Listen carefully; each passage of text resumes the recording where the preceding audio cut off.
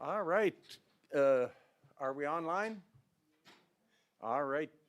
Welcome, everyone. I'd like to call the meeting to order for our council meeting March 26th. Wonderful to see so many faces here, as well as our agenda. I was going through the agenda. I had to go through it more than once. 456 pages. That's got to be a record. So I hope everybody here who's attending has gone through everything and so they understand what we're going through. I chuckle a little with the 456 pages. Some of the 100-page items are in, I think, 3 times. So that does add up fairly quickly. So anyways, just to check a minute, Dale, our deputy reeve, is missing today. He's down in Australia, and he's with us. I think, Dale, can you hear us?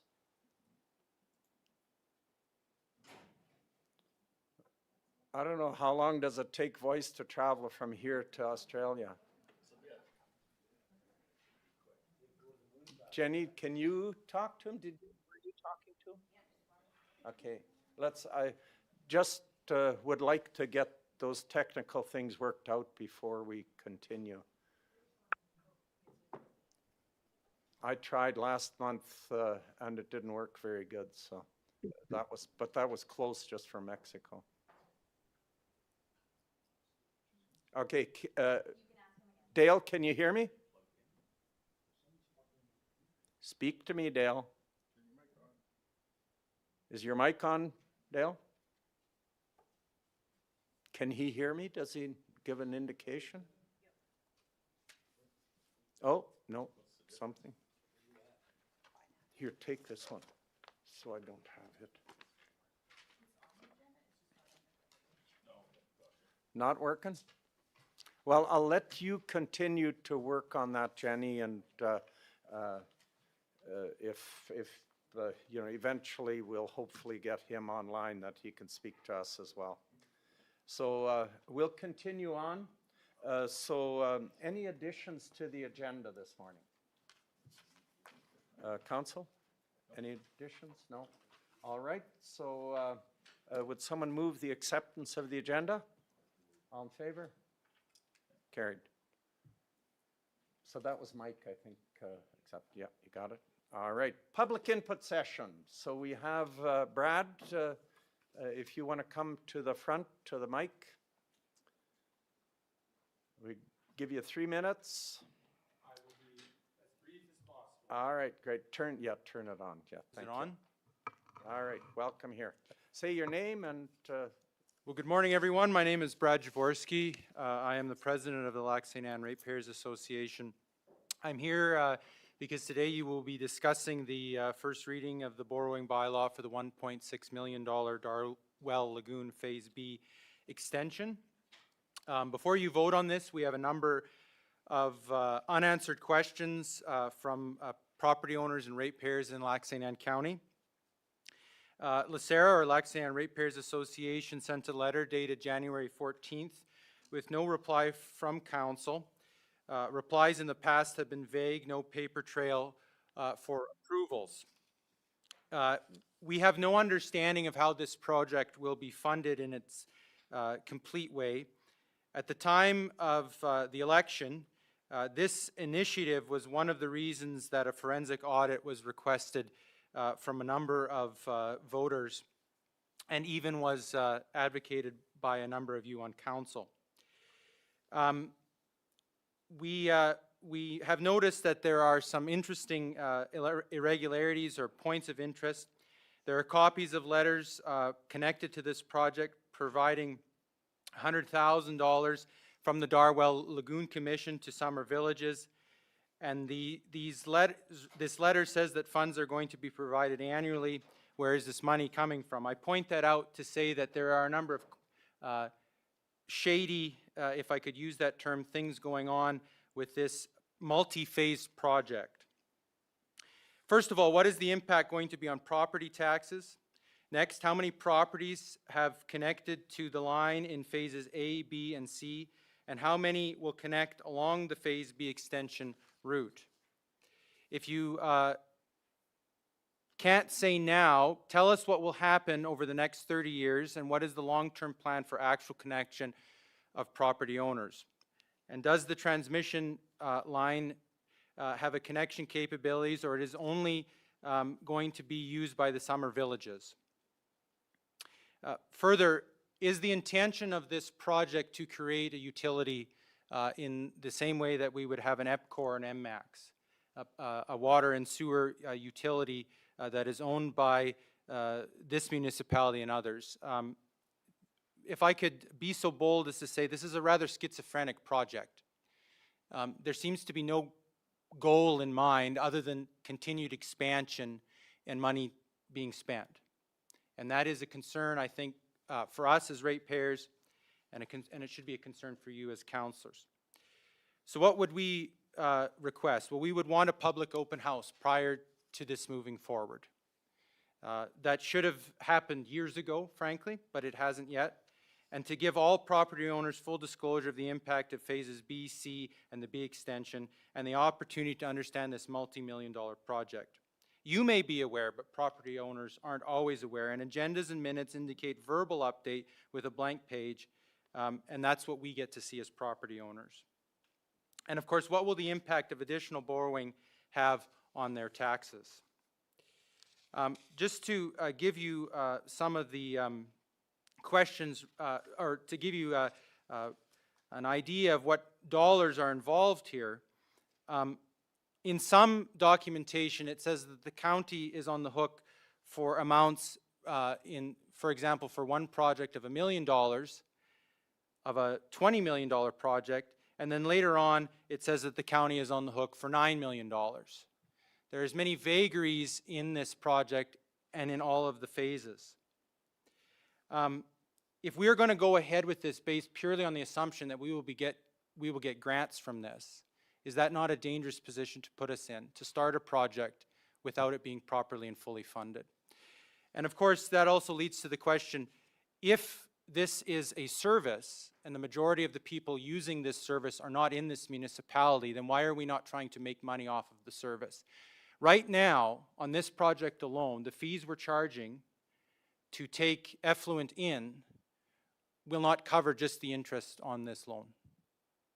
I think that should be of concern to council. And finally, I will close with this. Municipal government has a major flaw in it. Because it's consensus government, the advice you get is only from administration, and they are well-meaning, good, capable people. But unlike provincial or federal government, you do not get political advice. There's no political counsel here for you. And so if I could provide some for free, I would say this. There is no political upside for you to approving this project. I think you need to remember that. First of all, anybody west of the river will never be able to use this in their lifetime. And most of you in all of your divisions, other than perhaps Division 5, the vast majority of your ratepayers are never going to be connected to this project because there's no plan to connect residences completely to this if this is a sewer utility. And I think this is the most concerning thing. By approving this, you would put us on a path that we can't get off of. Once we start down this road and approving this extension, we can't get off of it. And you have an opportunity as a new council to close the door on this. And there's no political downside for closing the door. I think we forget that. Most of the time councils think that they have to do something. The best thing to do sometimes might be to do nothing.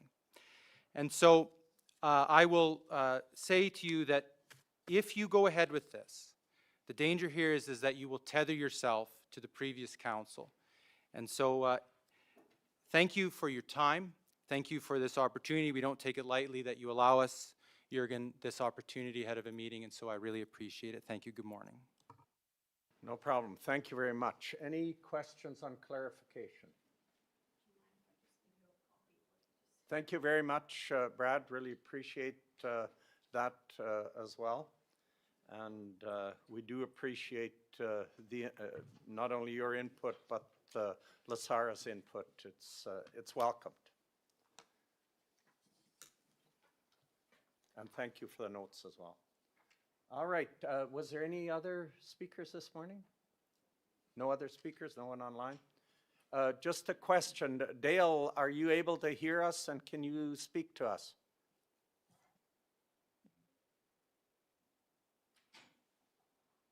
I hear you beeping, but I don't hear any voice.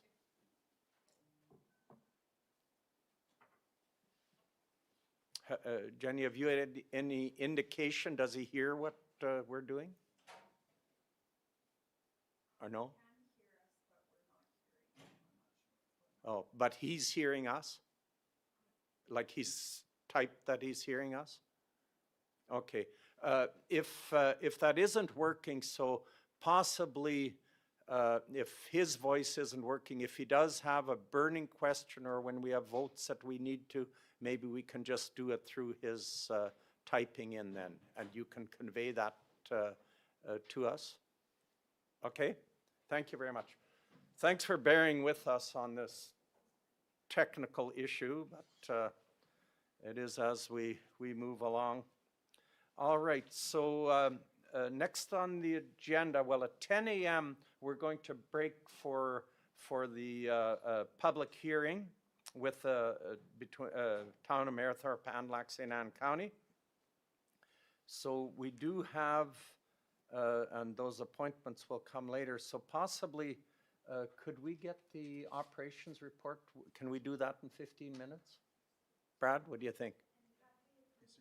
Okay, there's no snow or no work, so it's easy. Through the chair, we can also approve the minutes while we're waiting for Brad to come up. I missed that, didn't I? Is there any more public information? What's that? Is there any more public comments? No, I asked. Okay, so yeah, thank you for that. So the adoption of the minutes, March 12th minutes, Council, you've had a chance to go through them. Are there any errors or omissions in the minutes? If not, I would accept a motion to accept. Okay, Jill? All in favor? That's carried. Thank you. All right, so Brad, we'll give it to you for, that's under operations 7A1. Good morning. Thank you, Mr. Chair. Today, it's a little bit different with the report. So we have a recommendation coming forward today as well with that County Council accept the Operations Monthly Report as information as usual and direct administration to change the frequency of the monthly operations report to a quarterly operations report. Currently, Operations presents the attached monthly report for information and discussion. While Operations has been reporting monthly, we recommend that changing the reporting frequency to quarterly to align with the current practices across other departments. So our options that we have presented, that County Council accept Operations Monthly Report as information and direct administration to change the frequency of monthly to quarterly to align with the other departments. So I can go through it now and you can discuss that after if you want, or sounds good.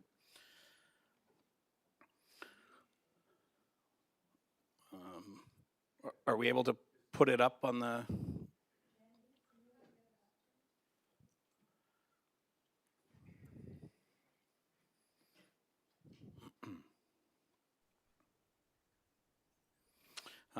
So anyway, I'll kind of start going before it comes up anyway. As usual, we start off with our work order summary for the month of February and what we have in progress currently. And then the road ban and kind of a permit summary for the month of February comes up next. Just kind of giving you the idea of what we have for requests. Diving into the foreman reports. So February, another busy month. Trying to restock some of our sand supply while continuing to keep on our snow and ice removal. It was another challenging month with weather. It seems to be the norm these days. So, you know, had mechanical issues as always when you're running equipment full time. So we overcame those to be able to stay ahead of everything pretty well. Our hard surface subdivisions, we were able to clear out within 48 hours of the big February dump that we had, which is a win. Yeah, and I know this is, now we're towards the end of March, so this is for February, but the crews were gearing up to work on the winter gravel haul, as we've discussed previously. So that's the general foreman report. Grader foreman report, you're going to see a lot of the same kind of things. 14 graders going, addressing the snow, drifting snow, as we talked about before. Sometimes that snow was cleared and blown right in, right behind them. Still responding to snow flags, compassionate driveway clearing. That kind of thing was a big priority and a big task.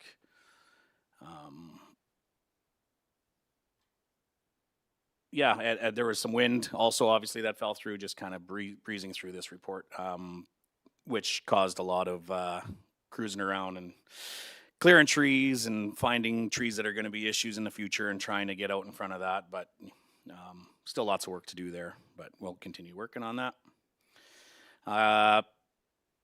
Program project updates, essentially right now it's the winter gravel program.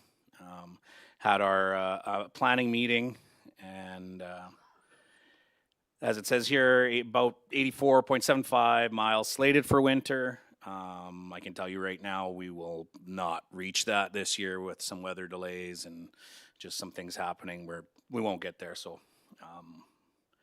I think currently, if I could get out in front of the question, we're probably at about 45 with a hope to get back next week again before bands come on, which will be likely after next week, I'm thinking. But again, kind of playing that a little bit by ear and letting the roads tell us what they need. The breakdown of what we're doing for trucking right now, it's essentially an average of about 10 per day for the haul. The mix is mostly county contract trucks, a couple out of county, and then a couple of our own on it. It's kind of an average. It varies a little bit based on availabilities and everything. So then we move on to our 30-day preview. Again, we're looking at road bans coming real shortly. I think next week with the sub-zero temperatures, sub-zero highs. We're going to try to work through that a little bit, but if the roads don't let us, then they won't, and we'll put them on. So we've been throwing communications out to just kind of keep the public aware that they're coming very soon, and then we will make sure it's out there when we actually put them on. I know they're starting to add up in other municipalities around us. They're starting to come on. Some of their Barhead's oiled surface, but Yellowhead, Woodlands have put theirs on, with us and Parkland still assessing and working towards it here very soon. That's what I have for the report, so I am open for the discussion portion. Okay, thank you, Brad. Any questions through to Brad? Gary? I have questions on the reporting side. I don't think quarterly is going to work for us. How we want to stay on top of things. We want to know whether they're on budget. Go ahead. Ann? Thank you through the chair to Councillor Voltner. I think that probably a good suggestion is to wait until the new GM of operations is in place, and we can have a discussion about that with council. Leave it status quo as is for now, and then look at it again when we have that in place. I'd agree with that. Okay, thank you, Ann. I do have a question. I know you're talking about the road ban, but the new road 590, last week I drove it, and even with my pickup, I was sinking down terrible. How many years do we have soft roads after it's newly built? Because that road is is really taking a beating this spring. Yeah, I'll have to assess that a little bit. That project was a little bit before me, so I'm not sure exactly where they, Yeah, I where think they it's stood. 2 years old, right? No, it'll be that- older than that. it? I've been here for 3 and it was Okay. completed before I got there. But anyway, I can look at our historical Yeah. about gravel and everything else and then get it into our assessment plan for sure. Yeah, it's scary soft, so I'm not sure if it was not a good job of building or whether, you know, what the reason is, but we don't want to wreck it. Yep, Okay. well, I'll get assessment going on it for sure. Okay, thank you. Bo? Hi, Brad. How you doing? In regards to the report, it's a great general report. When it comes to work orders, I'd like to see some sort of indication as to what are priorities in our work orders and how they're done and what's on the plate. So if we could get a little bit more detail in these reports, that'd be awesome. Thank you. Through the chair to Councillor Knish, that's a real operations matter and should be left with through operations. I think it's important for council to understand exactly what the department's up against. If there's issues that are a common problem, like for instance, a brand new road that's having some sort of difficulties with compaction, that's an important issue. And if we don't bring it up as council, then that just goes by the wayside. Other comments? I'll just maybe comment on that a little bit. I think we as council have to concentrate on outcomes and not necessarily on operations. So I think this is a discussion we have to have in more detail as to what do we as council need to be busy on. What I try to do when a resident or a ratepayer calls me is I try to steer them to staff to do that and let them know that, hey, if it isn't working, then get hold of me and then we'll figure out where the mistakes are. But I'm interested, and I think we should be interested in outcome. And we don't necessarily have to be involved with all the minutiae of detail. So I'm not totally agreeing with you, Bo. I totally agree with you that we need to know what the outcomes are. And if there's items that constantly come up, then maybe policy has to deal with that. But other than that, I'm not sure we as councillors need to know all of the little issues that come up. I would disagree. And that's fine. I was giving my opinion. Any other discussion? And as far as the recommendation, I think we'll accept that for information and we'll discuss that then when we have a new manager in place. All right? Sounds good. Thank you very much for your time. Okay, thank you very much, Brad.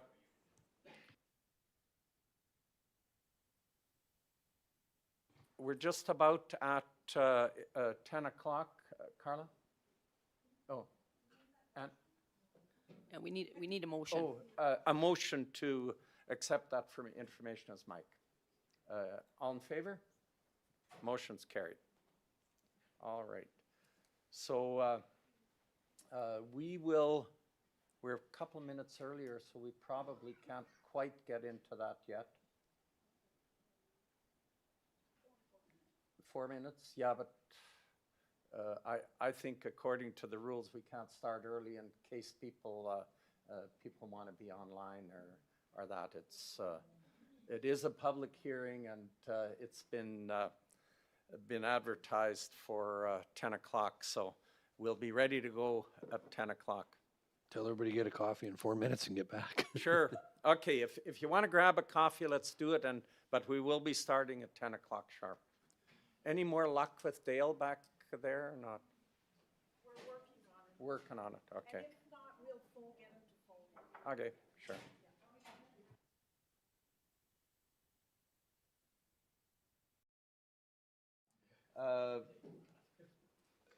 For the Lac St. Anne County bylaw and Town of Marathon bylaw.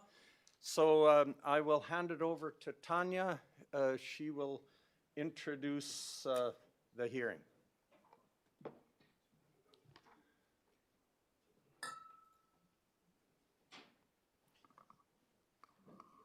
Thank you, Mr. Chairman.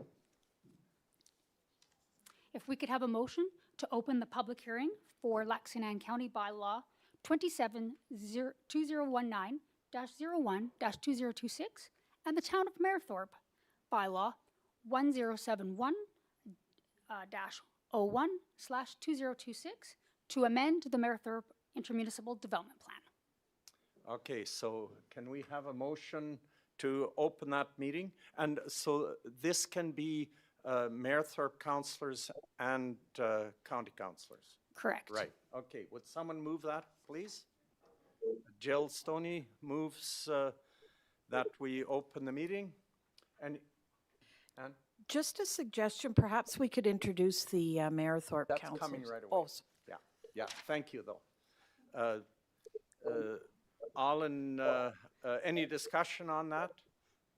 All in favor? So Mayerthorpe Council votes on this as well. And we do have some online, which will be introduced shortly. So all in favor of opening the meeting? Aye. Okay, motion, and we do have, we may be getting Dale to vote online. He's sending a note to Trista. So if I ask Trista and she raises her hand, that means in favor. Okay, great. Thank you. Okay, continue on, please, Tanya. Thank you. Through the chair and for the public record and minutes, can we please confirm Town of Mayerthorpe administration and councillors in attendance in person and online through the Zoom link? So if those that are in person, if you could please stand up and introduce yourselves. Morning, everyone. Chris Leggett, CAO.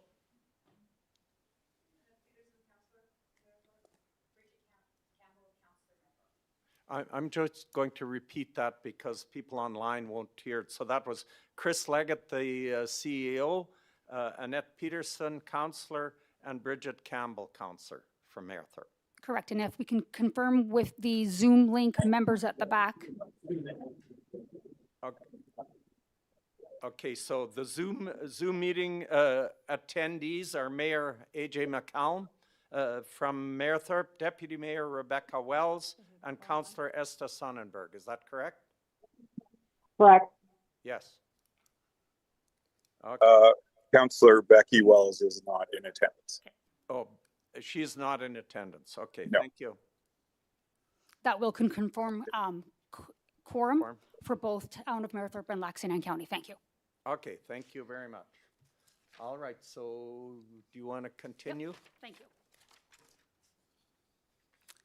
This is an application received to redistrict lands located in Lac-Saint-Anne County and within the Mayerthorpe IDP.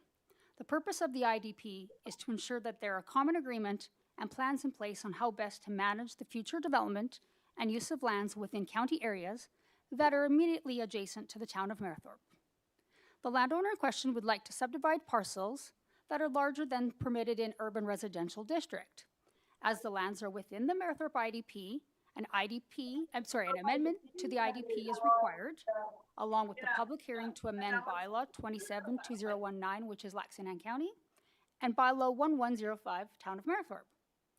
Mayerthorpe Intermunicipal Development Plan, bylaw 27-2019, is hereby amended in the lands described geographically in accordance with the attached Schedule A on Figure 4 and described below to be amended and redistricted from urban residential to country residential. The lands described above to be districted to the land use and policy schedule described in Schedule B of both bylaws. First reading was given to Lac-Saint-Anne County, bylaw 27-2019-01-2026 on February 26, 2026.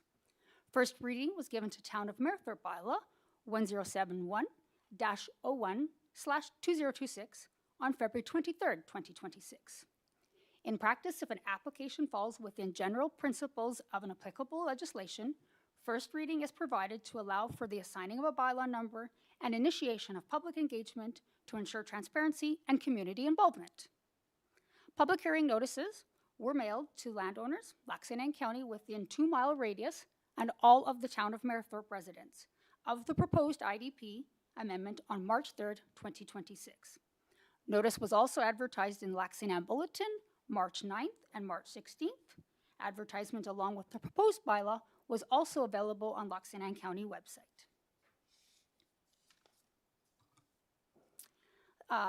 In relation to that, there was comments received from Alberta Transportation, proposed highway commercial zoning north and south of Highway 43 east of the Town of Mayerthorpe, proposed highway commercial zoning south of Highway 43 west of the Town of Mayerthorpe, and other lands and consideration for future after zoning. These concerns raised would be mitigated at the area structure plan stage, as a required traffic impact assessment would be required to form part of the ASP. Comments from the public, as of March 25th being noon yesterday, there was no concerns from the Town of Mayerthorpe.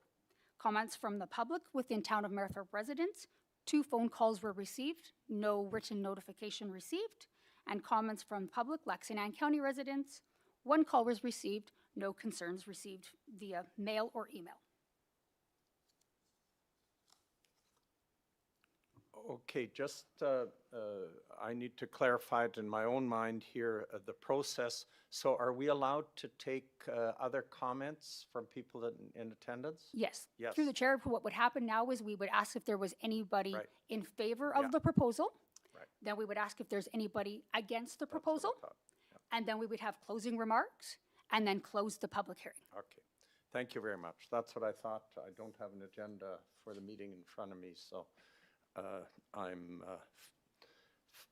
that's why I asked. So I will now ask for any comments on this proposed proposal.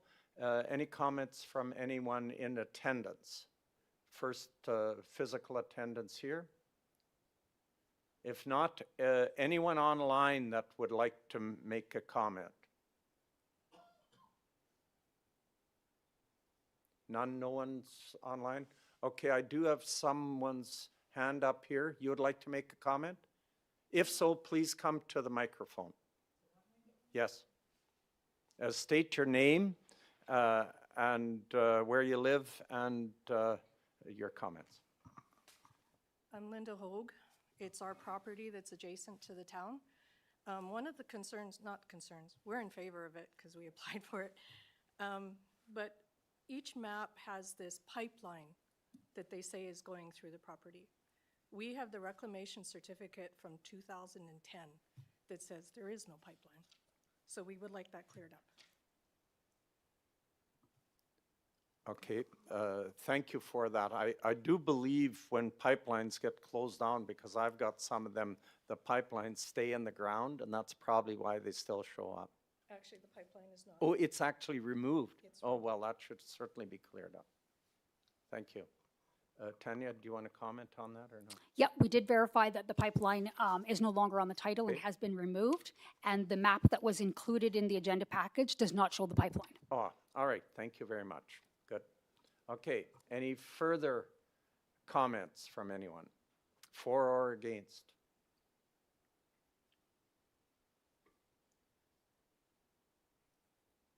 Okay, if not, again, because I don't have an agenda for this, what is the next step? Through the chairman, it would be the motion number 2 then is that the presentations for Okay, what page is that on? should be page 3. Yep, Oh, that's different, okay, all right. Sorry. Oh, here it is.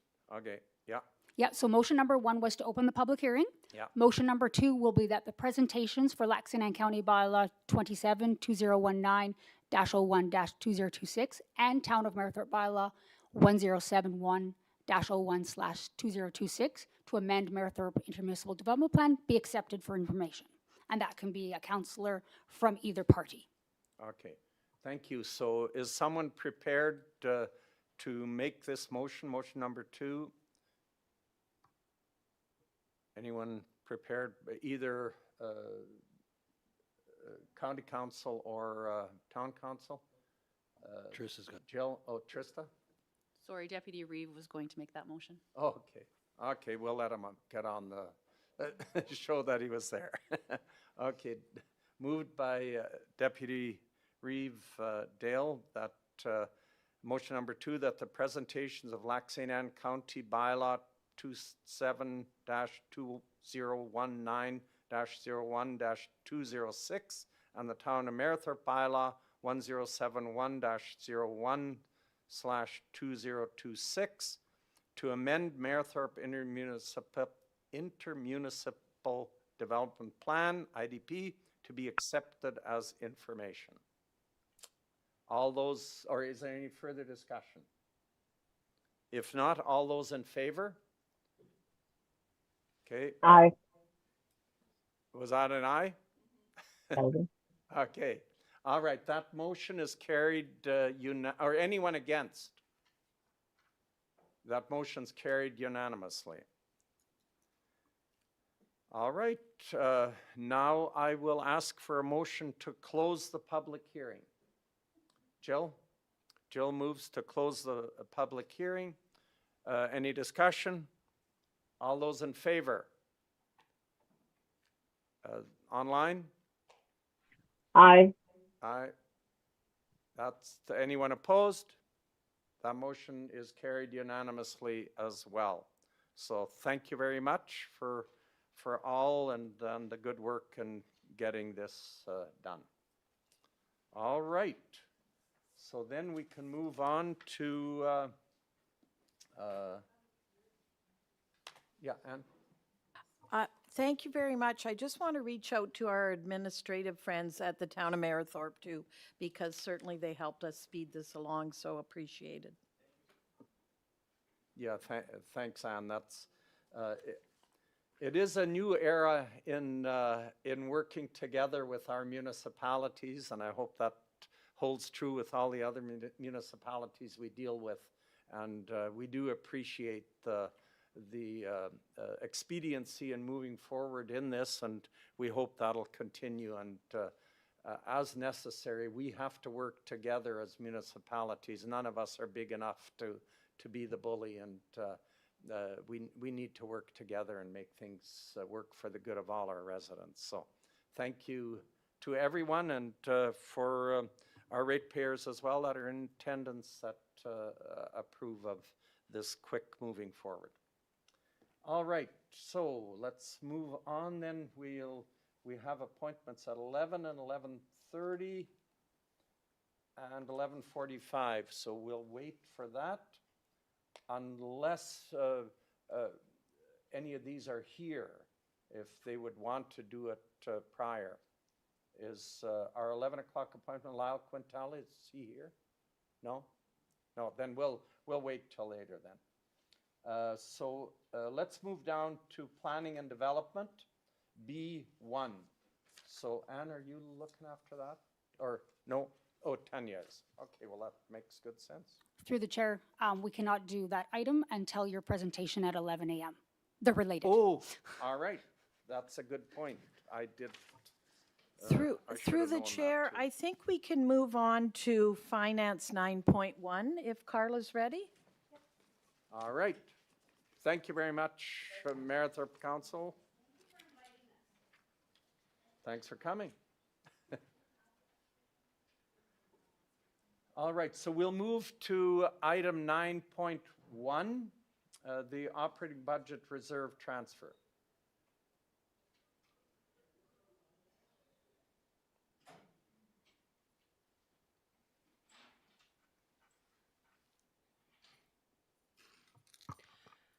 Good morning, County Council.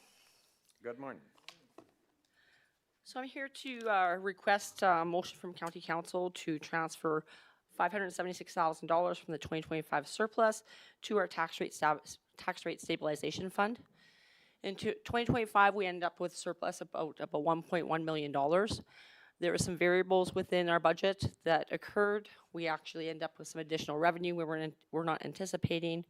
We always are required to budget for things for bigger snowfall events and everything just to protect our budget so that we're not running into a deficit. We did some mutual aid things in 2025 as well too with other municipalities. And just overall, the budget, I reviewed it very thoroughly, and overall, things were just down a bit lower. Of course, when new council came in last October, they wanted, you guys wanted us to just hold off on some things. So there was some things that weren't purchased, just some general materials, supplies, and maybe some contracted services. So my recommendation is we have the tax rate stabilization reserve, and this is a very important reserve. It protects municipality for things like if we do have a year where we may run a deficit, it will protect us going into the future year so that we're not having to do significant increases to tax rates. So it is a good protection for the ratepayers of Lac-Saint-Anne County. So my recommendation is to increase that tax rate stabilization reserve to $1 million. It is good to have for instances like that. The remaining surplus, will be putting into the 2026 budget to transfer to the asset revitalization reserve. So whatever remaining, we're still doing some final entries for the 2025 year end. So we don't, we want to make sure that we don't have that actual final exact number. Is there any questions? Okay, thank you. Any questions through to Carla? Carla. Barry? So you're gonna transfer, you said 576,000, you wanna transfer to the tax relief fund, or what do you wanna call it? Yeah, the tax rate stabilization fund, Okay, and the other will go into the asset revitalization fund, Okay, which is very important for our. yes. Okay, Bo? What do you think is a reasonable total amount to have in that fund? Our current reserve policy states it should be $1 million to a max of $1 million, and that's why I'm recommending we increase it to. Okay, thank you. Further questions? Jill? Or Ann? Thank you. Through the chair, I just wanted to highlight to the council and the public that one of the things, this is Carla's last council meeting, but when the new GM of corporate services comes in, we'll be doing a review of the reserve policy and looking at what reserves, defined and undefined, how we determine them, because I really do think that that policy, along with our debt policy, needs to be looked at by council again. Thank you very much, Ann. Any further discussion? Bo? How is this fund different than just general reserves? It's just specifically related to protect. It's just the restriction on it. I mean, it's obviously upon council direction, but the purpose of this is just for the protect against deficits, that sort of thing. So it's described within that reserve policy for this specific purpose. But it could be pulled out of just general reserves as well. Is that correct? If we were in a shortfall. Yeah, potentially. I mean, any reserves that are unrestricted, of course, all reserves are under council's discretion anyways, so it is potential for that as well too. So, and upon when the new GM comes in and council has an opportunity to look at our reserve policies, I mean, they can make some adjustments and amendments at that time as well too. Thank you. Any further questions? Okay, I would entertain a motion on that. Barry? I'll do option one where we transferred into the tax rate stabilization reserve fund, the 576,000, Okay, thank you. 889. Any further discussion on that? All those in favor? Do we have one from Dale? Not yet? It's carried anyways. So thank you very much, Carla, and thank you as well for your many years of service. And we might talk to you later, yeah. Okay. You'll be tired of me. You'll be we tired won't of let me. her go anywhere yet. All right, thank you very much. So let's move to community services then. 11A1, that's appointment of auditor. Trista?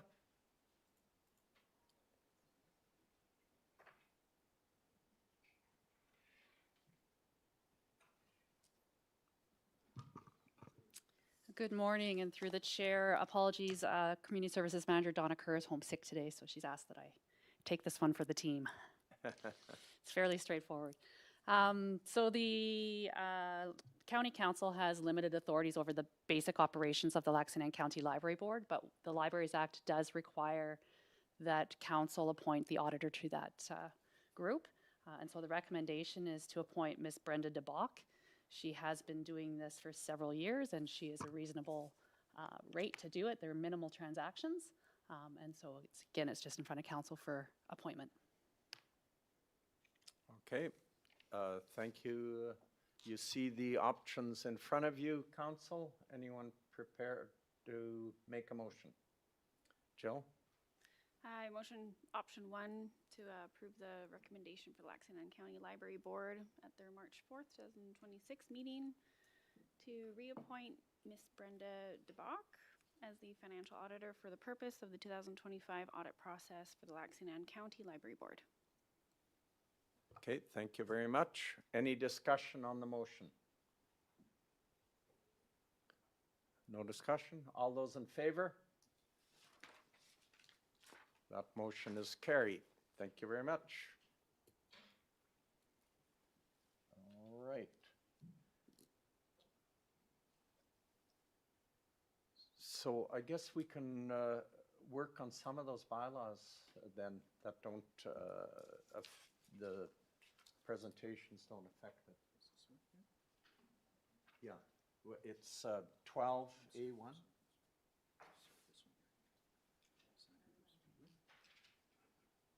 What's that? Do we have this TV here? I haven't asked yet, but we'll go into that later. Yeah. So 12A1 is the bylaw to amend Marythorpe Intermunicipal Development Plan. Through the chair, we're just bringing in the planning department Oh, for okay. that, to present All that. right.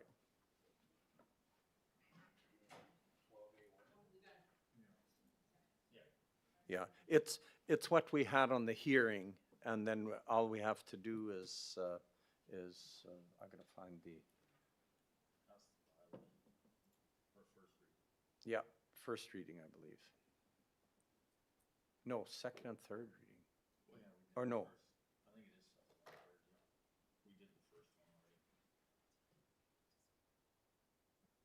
Yeah, we did the first reading, which allowed us to do the public hearing. And now we can do the second and third reading. Trista? While we're waiting for Tanya, is it okay if Deputy Reeve tests his mic one time? Yeah.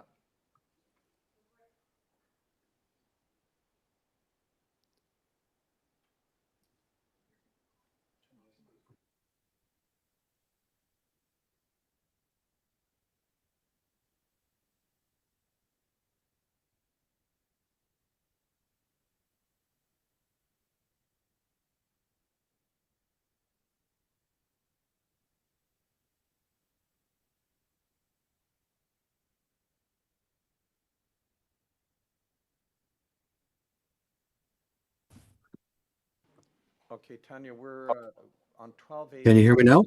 Oh, there. Hi, Dale. Hey, you woke us up. We were napping. Well, you should be because it's about 2:30 in the morning. Well, I'm glad you're in that too. Friday. Okay, so have you been able to hear us well? Yes, I have been able to hear you. Yes, thank you. That's good. Well, we're fortunate that we weren't able to hear you before, but I guess. Yeah, probably. Okay, we're just on item 12A1, and Tanya's going to talk. So anyways, Tanya? Yep. Through the chair, thank you, Mr. Chairman. So this is the bylaw for the public hearing that we just held and closed. As there was no opposition or comments received, we are recommending that we will give second and third reading to this bylaw today. So the first option would be to give second reading, and then following that to give third reading. Would the council like me to go through the bylaw again, or is that sufficient? I think we're all right. We just went through it all, so. I won't reread it into the record. Yeah. All right, so Is anyone prepared to make a motion on that bylaw for second reading? Mike, so that's option one? Yes, option one, yep. Okay, so we need to do two separate motions, I believe. We can't do one motion for second and third. Correct, it'll be two separate. Okay, so a motion to give second reading to the said bylaw. Any discussion? All those in favor? I'm in favor. All right, that's carried unanimously. So third reading, do we need a motion to move into third reading or? Yeah, so, or just to have third reading? Have third reading. Okay, so I would call for a motion to do third reading of that bylaw. Ed? Ed moves. Any discussion on that? All those in favor of third reading of bylaw 27, 2019-01, 2026? All in favor? I'm in favor as well. And that's carried unanimously as well. Thank you very much. Okay, just, Tanya, the next one is Town of Merthyr bylaw. Yes. That's to amend So the through their intermunicipal chair, plan. Yeah. we put it on the agenda to show because it was a joint public hearing, that it was the public hearing and both bylaws were up for consideration. Yes. In discussion with the town of Merthyr, they will not be doing any readings during the joint public hearing. They will take their bylaw to their next council meeting in April and do second and third reading at that point in time. But we wanted it on the record that it was part of the joint public hearing, that's why. Okay, So no further work will be so we don't need anything on that item two. correct. Okay, thank you very much. All right, thank you, Tanya.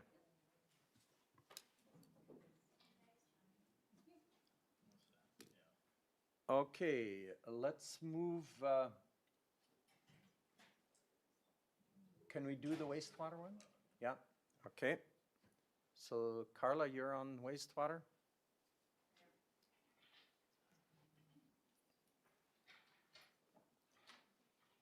So that is 12A3, wastewater utility rate bylaw.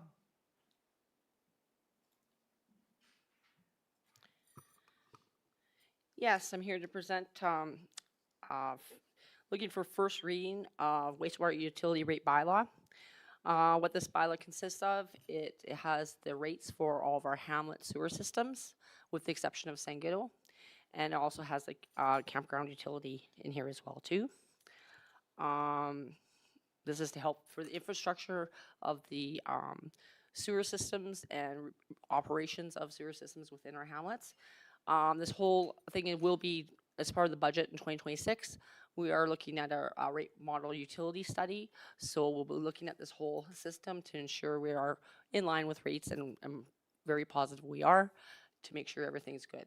But for right now, I'm looking at for a first reading on this bylaw. Okay. So we need first reading. I don't have it in front of me, it's up there.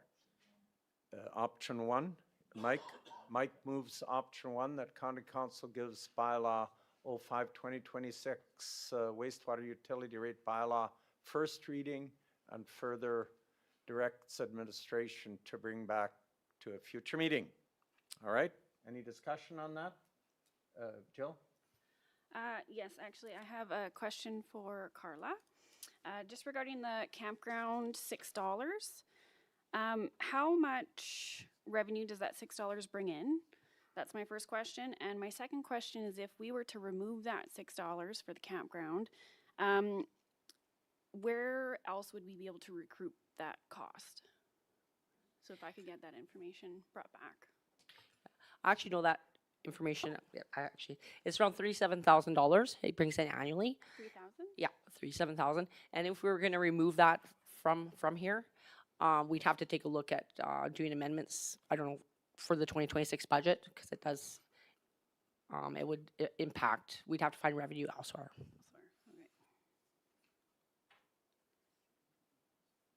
37,000. Further questions on that? I have a question, Jurgen. Okay, go ahead, Dale. So I do have a couple situations with that particular $6 per campground. And I did just hear that it was about a $7,000 amount. Is that correct, Carla? 37,000. Oh, 37. Okay, thank you for clarifying. That's what I want to clarify. Yeah. What's that? Oh, yeah, maybe. Okay, okay, Bo was asked to be removed from the discussion because he owns a campground. Thank you. We'll make note of that. Yeah, Can I, yeah, go ahead. through the chair, I think the purpose of this first readings and since we've implemented them is to give public opportunity, but also to give council opportunity. So to Councillor Stoney's question, is there any more information that you would like us to bring back before we proceed to second and third reading? And if we can have some clear direction on that, that will help us so that we can move on to amendments and second or third reading. Okay, thank you. So I did have, sorry, Jurgen. Yeah, go ahead. Okay. Yeah, I really want to be clear on who's getting billed for that $6. Whether it is only the public camp or the private campgrounds, or are we contributing as well to those? Because we have campgrounds too. And I'm kind of curious, so I need to know that number if that's available through to administration. And we could do that for our next meeting for sure. Go ahead. Thank you, Deputy Reeve Johnson, and we will make sure that that is available. And we will also have GM Hartman back as well too, and he can present that at the next meeting. Thank you very much. Okay, thank you. Mike? Could we also get like a complete cost to make sure, all in what our costs are, make sure we're not overcharging or undercharging? Okay, I saw a nod there that we'll get that. Okay, if that's all, then let's, those in favor of first reading of that bylaw? All in favor? I'm in favor. In favor? Okay, that is carried, and let the record note that Bo was not part of the discussion. Thank you. All right.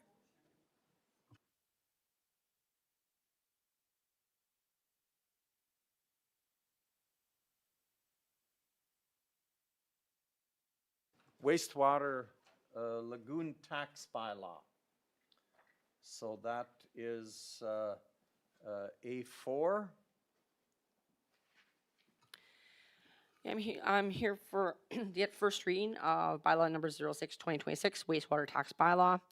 This bylaw is a special tax to help with the assistance with the maintenance on our lagoons, as well as the assistance with future capital with the lagoon systems as well too. This is something that is put on the property tax roll. Is done this way because it felt it was more equitable than putting on the tax rate, because it's a flat fee amount. So I'm looking for first reading, or if you have any further questions about this. Okay, motion for first reading. Ed moves for first reading, so discussion on that. I have a question. Yes, go ahead. In your draft here, it says their operating costs are roughly between upgrades and expansion, major repairs, 187,867. Correct? So some of this part of this tax does help fund the phase B part 1 debenture as well too that we have in there. So Okay, that and then helps the us. operating cost is 132,000. Yeah, we do have our staff. They are constantly out at all of our lagoons, doing lots of maintenance and operations out there. We got insurance on some of our SRS machines out there. There is definitely cost to maintaining the lagoons. They have to be inspected quite regularly. So we do collect $320,125. That's correct. So our costs are covered. Yes. Okay, thank you. Any further questions? Paul? Did you mention that a portion of that funding is for Phase B of the transmission line? Yeah, Phase B, Part 1, the one that Part was. one. Part 1, yeah. So we had a borrowing debenture that was approved, went through, so our Phase B that goes from the Darwin Lagoon Commission to, almost to the, yeah, the one that's gonna connect with Phase, if it's approved to go from Phase B, Part 2 to the Northeast Lagoon. So that's a part of that, so. Okay, any further discussions? All right, Dale, any comments? No, it's first reading, so by the time I get back, we'll have more, I'm sure. All right, okay, so all those in favor of first reading of that bylaw? Dale, are you in favor? Yes. Yes, okay, that's carried unanimously. All right, thank you.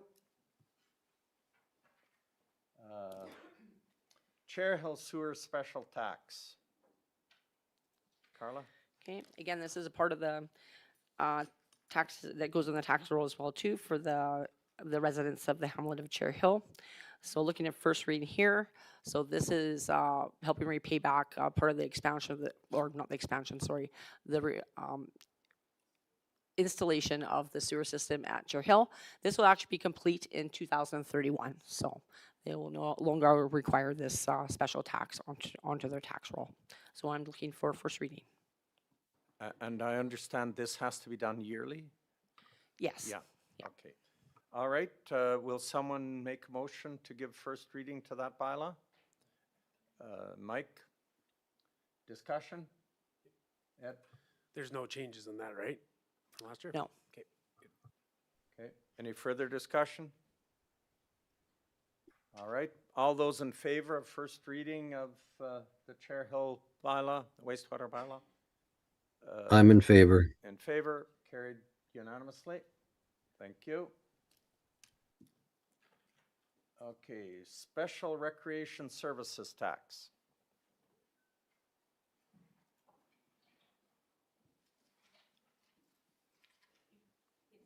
And that's Trista, I guess.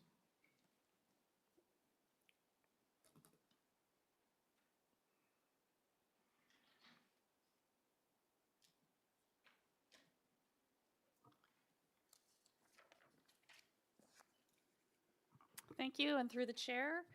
So the Special Recreation Services Tax Bylaw number 082026 is being presented for first reading today.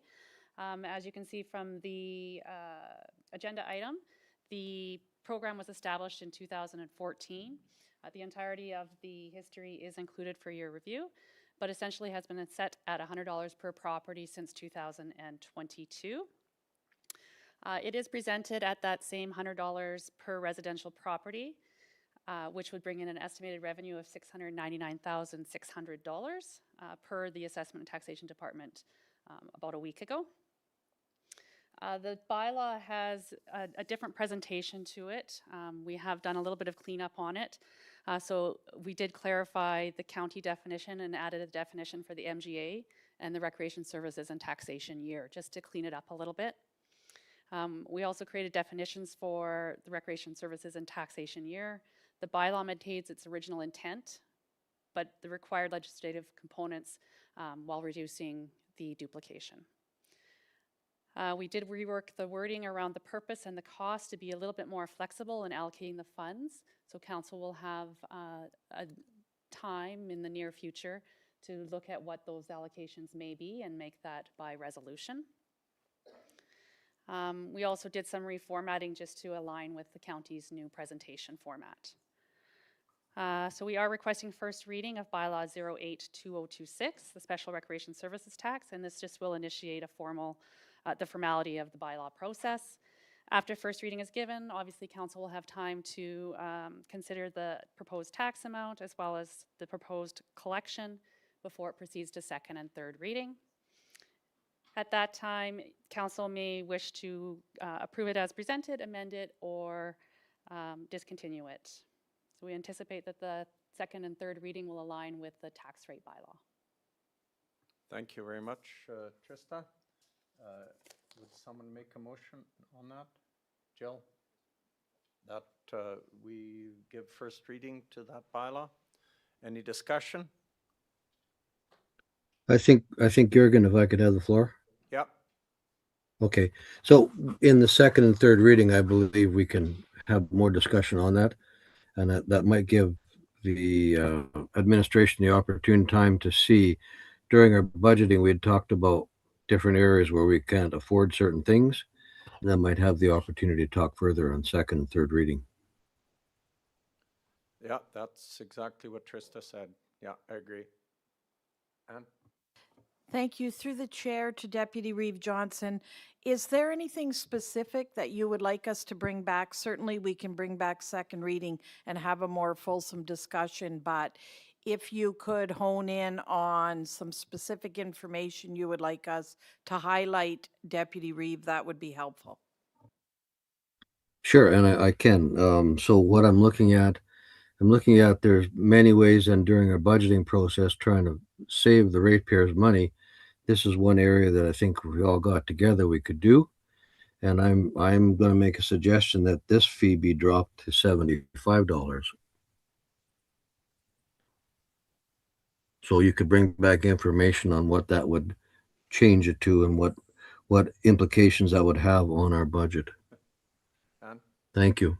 Thank you. Through the chair to Deputy Reeve Johnson, we'll bring back a few different options at different amounts, and then council will have a few different scenarios to look at. Would that be helpful? Yes, it sure would. Thank you very much.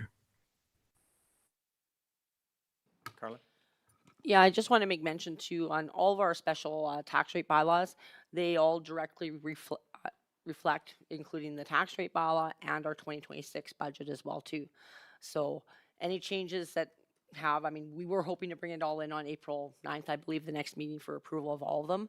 But if there's any changes that were required on April 9th, that may have to be delayed to the last meeting in April for the final approval of budgets and rate bylaws.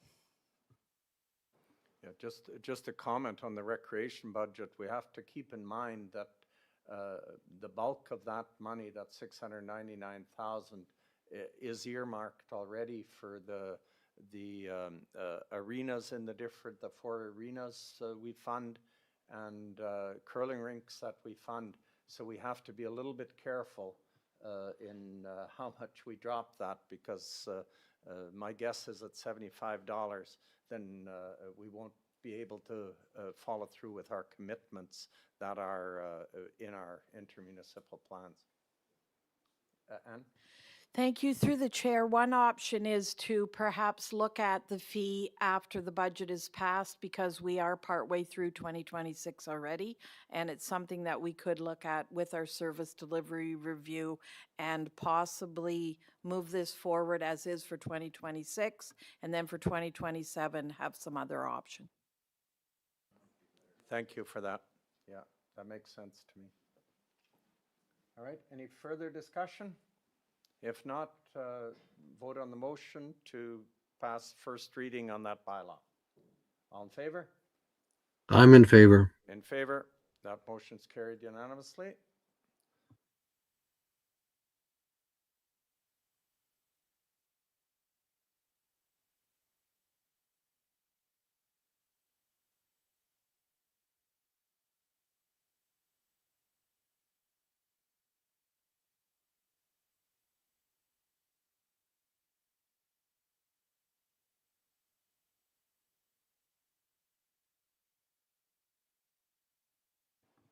That'll be Carla.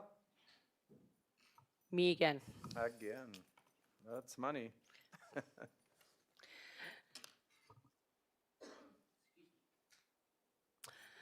So we're here to present borrowing bylaw 11/2026 for the Darwell Lagoon Transition Line Phase B Part 2 Northeast Lagoon Expansion. So this was brought to council at the April 12th meeting. There was a big discussion about the wastewater lines within the municipality. This particular project is 90% funded by the province. There has been approval on 100% approval on this. So we will be getting, and it's through the Darwell Lagoon Commission, so there'll be $14 million covered of this by grants of the total project of $16 million. So the county share does work out to $1.6 million.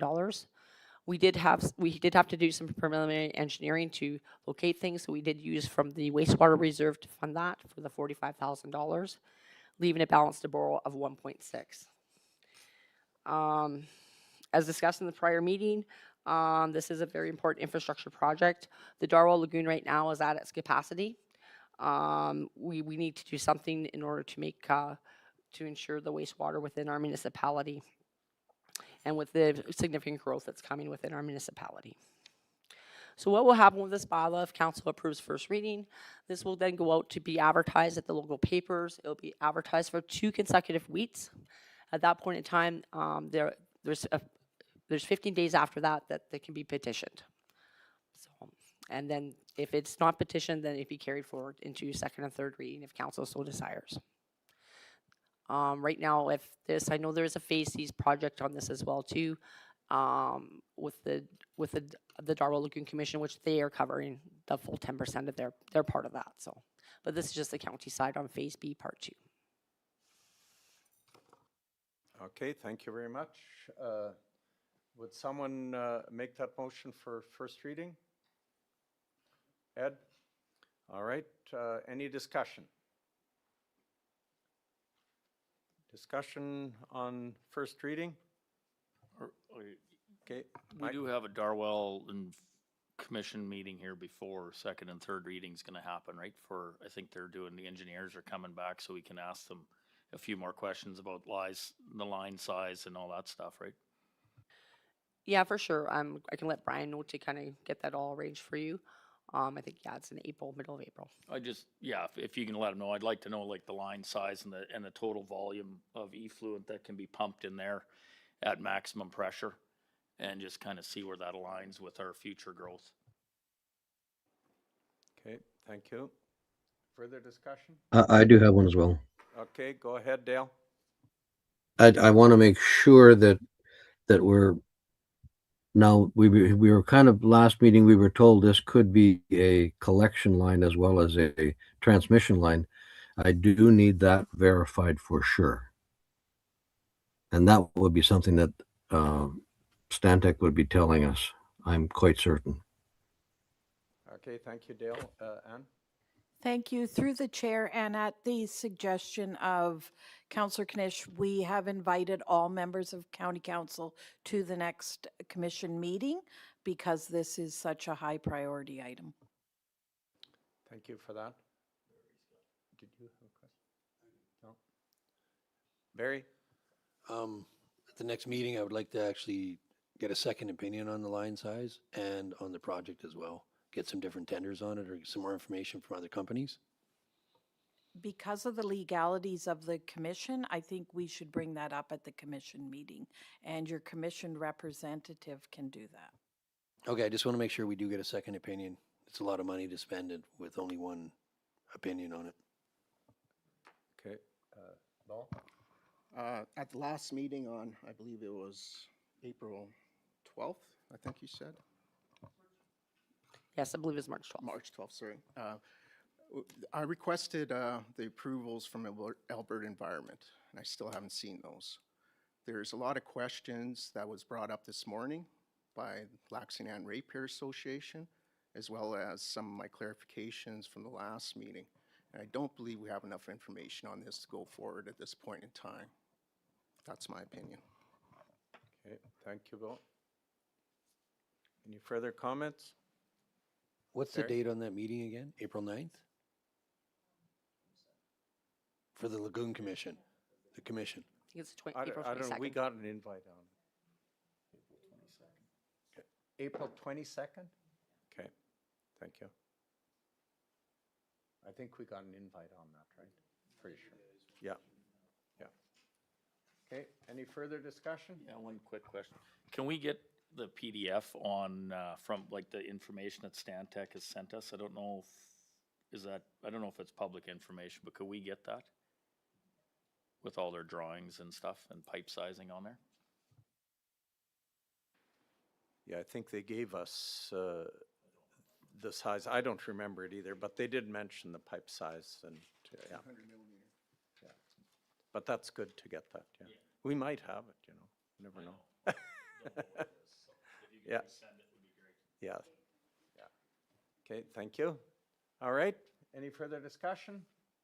If not, let's vote on first reading. All those in favor? Opposed, if any? Okay, one opposed. Do you want to be recorded? Yes, please. Yeah. Bo Nish voted against the first reading. That's carried. All right. Property tax rate bylaw. So that's A8. Carla? Okay, here we go, my very last agenda item. Oh. Everybody cheers, woo! So I'm bringing the property tax rate bylaw number 12, 2026 for first reading by County Council. This bylaw supports a 2% decrease to residential property classes, along with a 2 3/4% decrease to small business and non-residential and linear properties. The minimum tax is remaining right now at $350, or sorry, $250. Jeez, let's get people really riled. It was a tough budget. We did lots of going through everything to try and get this tax rate bylaw as council's a request to reduce residential tax rates and non-residential rates. So we are there, and it's pretty exciting. So along with that, should make mention that our education tax is increasing for residential farmland by $513,000 and $159,000 for non-residential properties. And the estimated invoice for the police and RCMP requisition is increasing by $245,000. These are items that council cannot change. These are things coming from the province, so the council has no, cannot change those amounts at all. So again, I'm here to receive first reading of this bylaw. Thank you very much. Bo? You're making a motion? Well, yeah. Yeah, okay, make a motion to give first reading. All right, and discussion. Oh, discussion first? No, you made the motion. Yeah, the motion would be option 1, that the county council hereby approves the reading of the property tax rate bylaw 12, 2026 as presented. Thank you. Okay, discussion now. Okay. Oh, Bo? Just want to say thank you very much, Carla. I know how hard you and Terry and the rest of the administration have worked on this budget. I appreciate the effort. Okay. Thank you.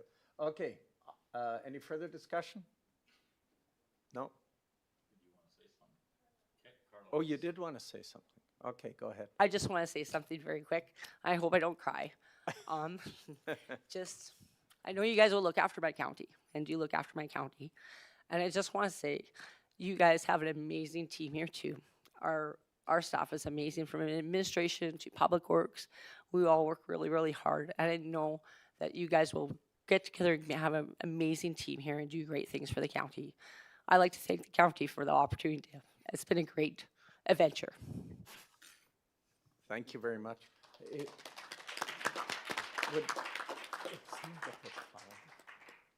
And the car, just stay up here for a minute. Carla, hold 1 second. Just hold on Yeah. 1 second. Yes, I have a comment as well. Go ahead and comment. Yeah. Okay. So then, Carla, yes, thank you very much. 37 years is almost your complete working time for the Lac Saint Anne County and the ratepayers. That's awesome. Thank you very much, and have a great time in your retirement. I'm sorry I can't be there tomorrow. Thank you very much, Dale.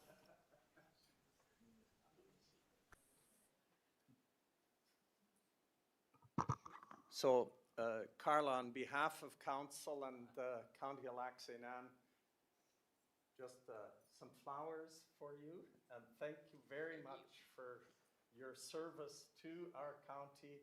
We know you love the county, and we loved you, and it was great working for you, even though it was only for 4 months. It was truly a pleasure. So thank you, and We might call you back again. We may want to talk to you again. So thank you very much. Thank you, and it's been an honor to serve the ratepayers of Black Sand County for the years I have. It's been great. I met so many great people here and out there, so thank you. Okay, thanks. Thank you.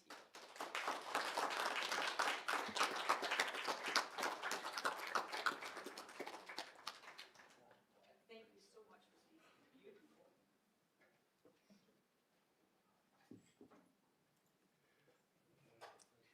All right.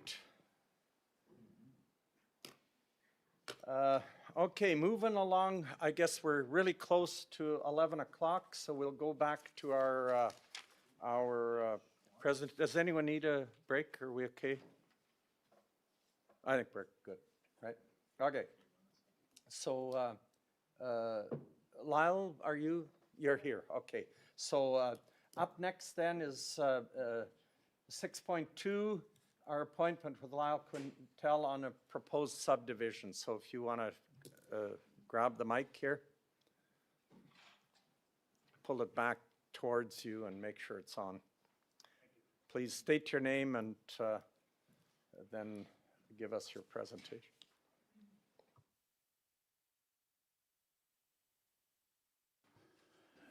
Good morning, and thanks for the opportunity to be here. My name is Lyle Quintel. And I'm Grant Parrott. This is concerning the request for the area structure plan for Southeast 35601 west of the 5th. That'd be respectively asking council that the area structure plan be waived for this subdivision application. Thank you again for the opportunity to speak today. We're respectfully asked that the requirement for the area structure plan be waived. Simply put, the scale of what we're proposing doesn't justify the level of planning. This is a very minor subdivision, just one additional split from an existing 81-acre parcel. There have already been 3 parcels created from this quarter in the past, and we're not proposing anything beyond this one additional split. There are no new roads required, no municipal sewer or water, and no need for infrastructure upgrades. Both parcels will remain agricultural, consistent with the area, and there was no change in land use or increase in density.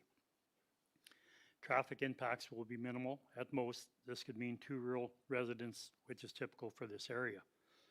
An area structure plan is meant for larger, more complex developments where you're dealing with multiple lots, servicing road networks, and long-term planning. None of these apply here, in our opinion. Requiring an ASP in this case would add significant cost and delay without providing any real benefit to the county or to the community. We do understand the concern about setting a precedent, but in our view, this comes down to looking at each application on its own merits. What we're proposing here is about as straightforward as it gets. No infrastructure, no broader development plan, just one additional split. Waiving the ASP in this case doesn't mean it has to be waived in others. It just means it doesn't fit here. If anything, the better precedent is applying ASP requirements where they actually add value, not to small, simple applications like this. We're not asking to change the rules. We're just asking that they be applied in a way that matches the scale of what we're doing. We respectfully ask council to use discretion to waive the ASP requirement. Thank you. Okay, thank you very much. Any questions for clarification from council? No. Okay. No, can I add something? Sure. Because we were here earlier presenting, and Mike, you weren't here. This is the property on the west side of Sandy Lake surrounding the water fill station, that 80 acres. So this would be in your area, so. Yeah, I know I know the property. I think me and Lyle have had a few conversations on the Yes. phone. I just, I think, I've been chatting to Sandy Lake a little bit, but, we'll leave it at that for now. I don't think I have any more questions. I know where the property is, so. Yeah, and as I'm sure council knows that we met with MPC and then it was referred to council, of course, why we're here today. Yeah, we're aware of that, and we thank you for your presentation, and I will entertain a motion to accept that for information. Jill moves that we accept your report for information. Any discussion? All in favor? That's carried. I'm in favor. Good, carried. Thank you very much for your presentation. Thank you.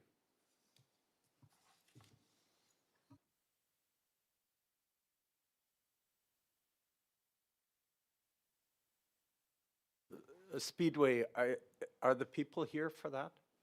Yes, are you prepared to make, okay, so we'll move yours ahead to now. That would be 6.3, appointment of Mandy Reed, right? Again, please turn your mic on and introduce yourselves and give us your presentation. My name is Chris Donaldson. This is my wife, Mandy Reed. Just want to say good morning, and thankfully there was somebody in between us and the 37-year retirement, break the ice, which is good. We all sent in a proposal there for San Gudo Speedway of the reopening, as we're both proud supporters of having a seasonal camping site out here. We'd like to see that back. During the time of submitting the report, we've also done some homework, and we've obtained an insurance quote for the track, a quote for on-site medics during the event, and we've also completed a newness report for the nonprofit society that would manage the facility. Our goal is to bring back a safe, well-organized community facility that supports local businesses, campgrounds, and tourism in the area. We have recently received a letter from Deep Creek Camping, which shows local businesses will see benefits of the track for them and the community. Dirt track events typically bring many teams, families who spend money locally and would help boost the economy. Today, we're hoping to work with the county on the next steps with discussing a lease or guidance on how we can move forward responsibly. We're ready to work with the community to make this something positive, and we're just here to put a name to the faces, and away we go. Okay, thank you very much. Did you have anything to add? No? All right, any questions? Any questions from council? I got a question. Yeah, go ahead, Barry. The association you guys are with, the racing association, what division is it called? Like dirt track, open wheel, what kind of cars? Just curious. It would be, well, it would be both open wheel and closed wheel, but just basically any kind of dirt car racing around. We'd have 5 classes planned in our head anyways, but it would be like how it was back in the day. I don't know if anybody was around back in the day, but we used to have like 5 to 7 classes that we used to have out there, and it was open wheel and closed wheel type of racing stuff, not motorcycles or quads or anything like that. No, I'm a racer, so. Fantastic. Just We was got a car curious. for you. Okay, thank you. Further questions?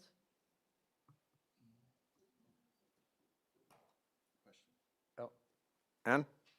Thank you. Through the chair, if this is something that council would like to venture on forward, we would have to put out a request for proposal to make sure. And that's why we did speak to these presenters. We want to make sure that it was fair and equitable, and we took the proposal off. So we wanted to make sure if this happens and council decides to go ahead, then there would be a process put in place. Thank you, Ann. Bo? Just curious what kind of leasehold improvements you're thinking of doing to the existing location. I know the stands have been removed and environmental studies have been done, which have cleared the path forward, I believe. But anyways, I'd like to know what you're thinking of for leasehold improvements. I guess for the leasehold improvements for now would be obviously a lot of maintenance for the area, cleaning up the brush and the overburden from that.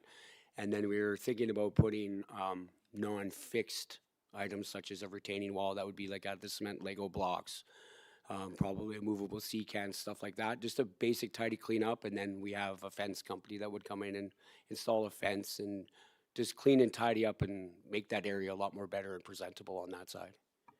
One more question. What kind of term are you looking for on a lease?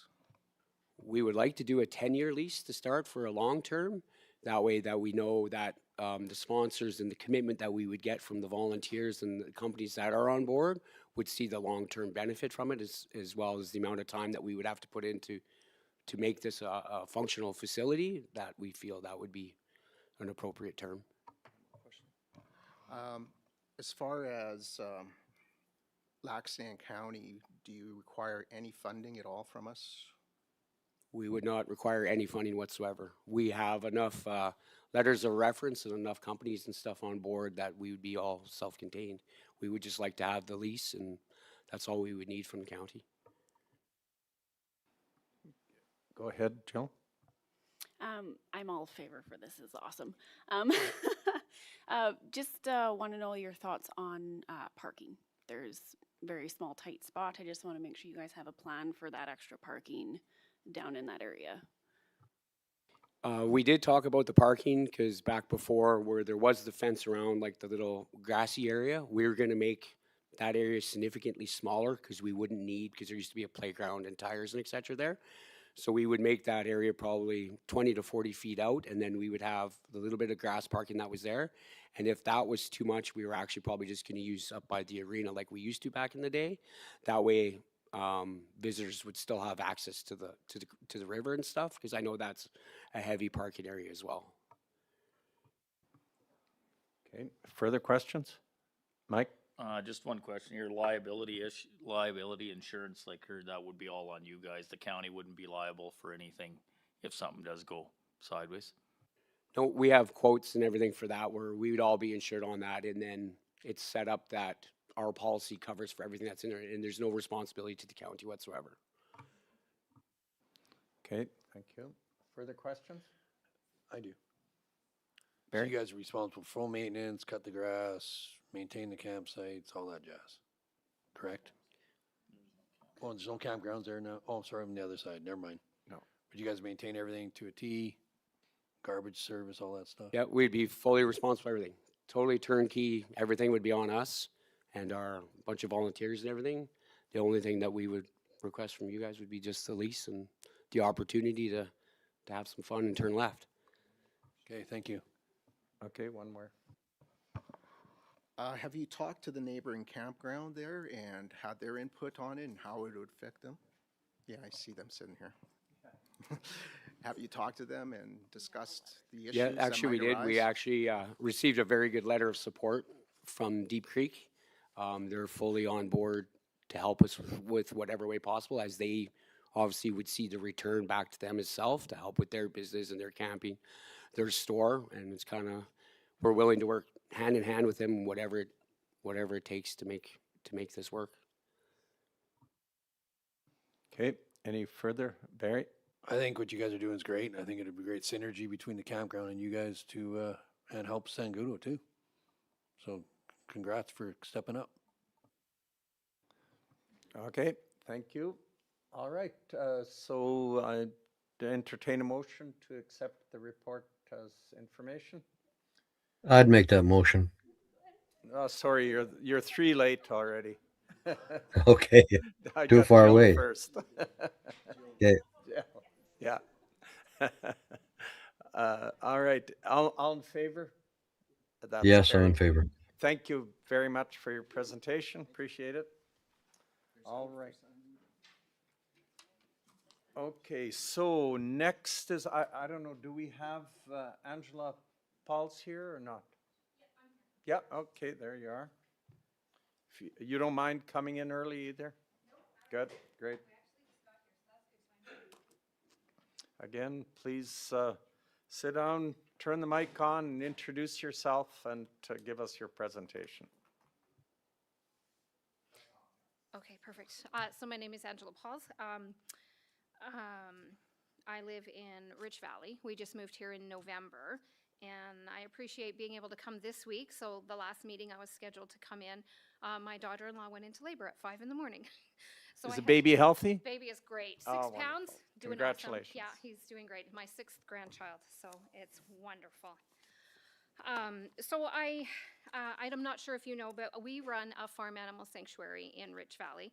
And since moving here in November, we have received over a dozen phone calls from residents all the way from Mayerthorpe all the way down to Onaway for lost animals or surrendered animals or whatever it is that they have found and would like us to take. And from my understanding with speaking with Mr. Johnson, who's not here today, there is no pound or intake facility for where the bylaw officers can drop off or take any animals to, which leaves them a lot of driving that they have to do to find a place for these animals to go. In fact, last week, somebody messaged me and asked me if I could take a dog that this lady found, and I encourage everybody to call the bylaw officers so that they can see what is going on and how much or how many animals are being brought in. So we wanted to put together some form of proposal to work together so that maybe we can be that consistent place of drop-off where people can come and pick up their animals if their animals are found, or, you know, reduce the risk to the community that animals are going to be on the road, get hit by a car. We actually just helped the bylaw retrieve 2 with porcupine quills in their face out by Lagoon just a couple of weeks ago. And there's lots of stray animals in this area, and I've only lived here for a few months, so I've ended up typically being a farm animal rescue. We don't take cats and dogs, but the need was really high over Christmas time. We did take 2 dogs. She did have 6 puppies. So now, yeah, we have a few dogs. A couple of the puppies have already been adopted, which is really great. But the calls it's really hard. It's really heartbreaking to say no as well, because it's not only time consuming, but we need to build a better facility. And right now, the permit that we have with the county for our pigs and our farm animals is everything is built behind our place. But if we were to bring in random stray dogs, we of course don't want to be able to have them mingling with our animals on the off chance that there might be any sickness, any disease that they could bring in. So we'd like to be able to build in front of our house, which is our south pasture, which we would need another permit for as well. Sorry, did you want me to do the whole thing before any questions? Yeah, okay. One of the conversations that I had with Greg, I don't know if he's here today. No, Greg doesn't work for us anymore. Oh, okay. Well, one of the conversations that, okay, well, I guess that's good for him, was that the bylaw officers spend an awful lot of time driving to try to find a place for any animals that they do pick up. So I stay home with our animals, so I'd be able to offer to be able to meet somebody if they did pick up strays or need a place for. I know you guys don't pick up cats, and I did put that in there just as a thing, but farm animals or dogs that typically get picked up. What I'd like to be able to do with this new building is to be able to offer the bylaw 24-hour access off of our property, because right as you come in on the driveway, there's a gate access to the pasture, so that if for whatever reason, if it was later at night and they needed to come in there, then they would be able to come in and see where to put the animals that they would have picked up, or again, I could meet them for that. What page am I on? Okay, good. We're on the same page. So it's a big county, approximately 2,840 kilometers if I calculated correctly looking it up. But it was really difficult to find the amount of numbers of stray animals and animals that they pick up.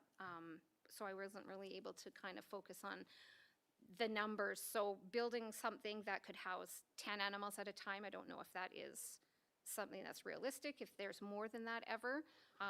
But we have the space for that, so that would be something that, you know, we could do.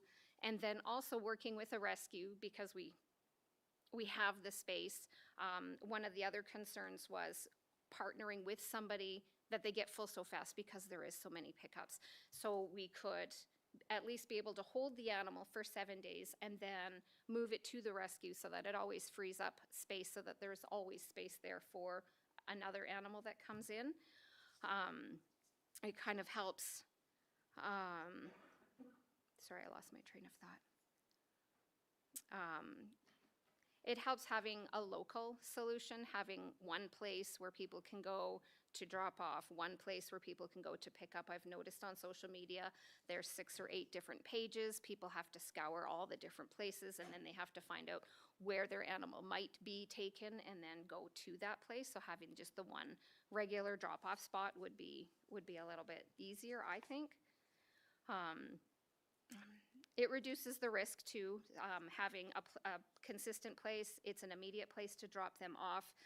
It reduces the public complaints for all these animals, reduces the risk of vehicle collisions, and we can provide a safe holding place and proper care. And if there is no microchip in the animal, we can offer that as well at a reduced rate. I have a vet tech friend who does it, and it's a lot cheaper than taking them to the vet. It's $100 to do it at the vet, which makes it really costly. Having them in our place also is less liability because they're not going to be causing any issues on the roads. I already covered that, so helping the residents finding their place, a central location. I'm not sure how far west you guys go, but up to Mayerthorpe or including Mayerthorpe? Past Mayerthorpe, okay. So we also took 2 dogs from the Mayerthorpe Pound, 2 just recently as well. Somebody thought that there was, that we could take them, so we did. But we haven't found homes for those 2 guys yet.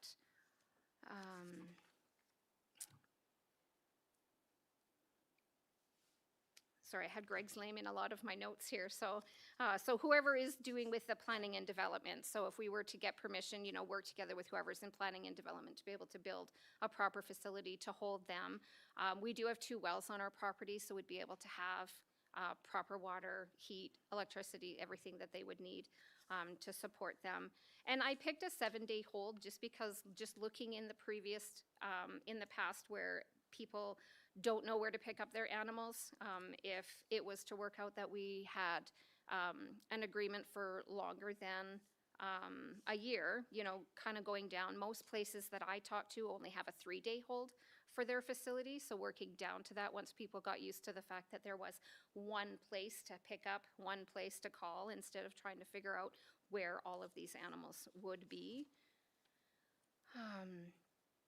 And we would have a staff member. So we have, with our permit, I'm not sure if you're aware, but we have the ability to do tours. People can come and visit the animals, and that's where the bulk of our revenue comes from. So when talking to other municipalities who have a contract with their counties between $80,000 and $150,000 to run their facility, we don't need that as a core source of revenue because we have what we need to take care of our animals. So this, you know, our proposal of $60,000 for a year, you know, would be to maintain the cost of the building and have 1 staff member so that we constantly have somebody caring for the animals. If it's not me because I'm driving to pick up an animal, there's somebody there to make sure that there's water, fed, exercised, and meeting potential owners who may have lost their pet.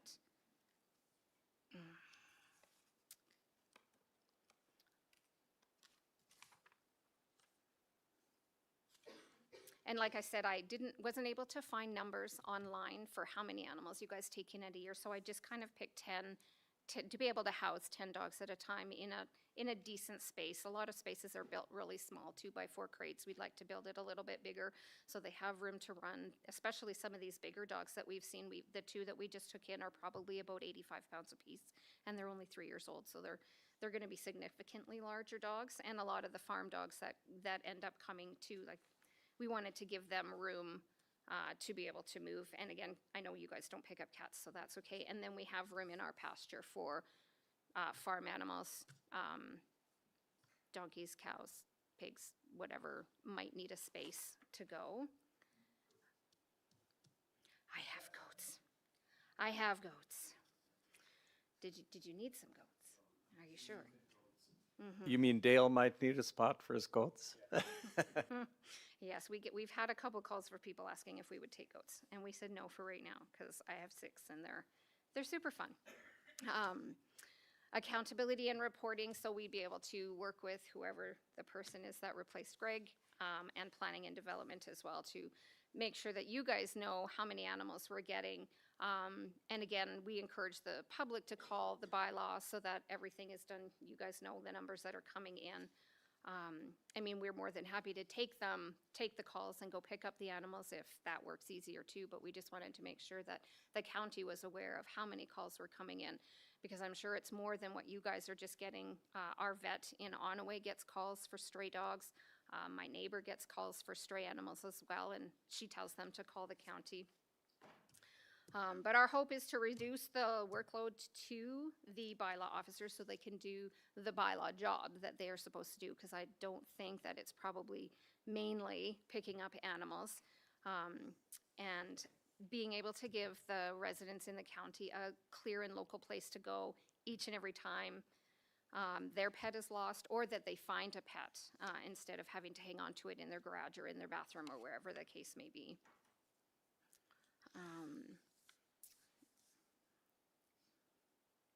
And yeah, building on the south pasture, I had already talked about just making sure that we don't bring any disease to the current animals that we care for in our sanctuary, and giving them, yeah, their appropriate size to build on the south pasture. And I forgot to include a printout of what our property looks like, but it's a neat little square right off of Range Road 34, and we have a south pasture, a north pasture, and then our house. So I mean, it's really, oh, look at that. See, you know exactly where I am.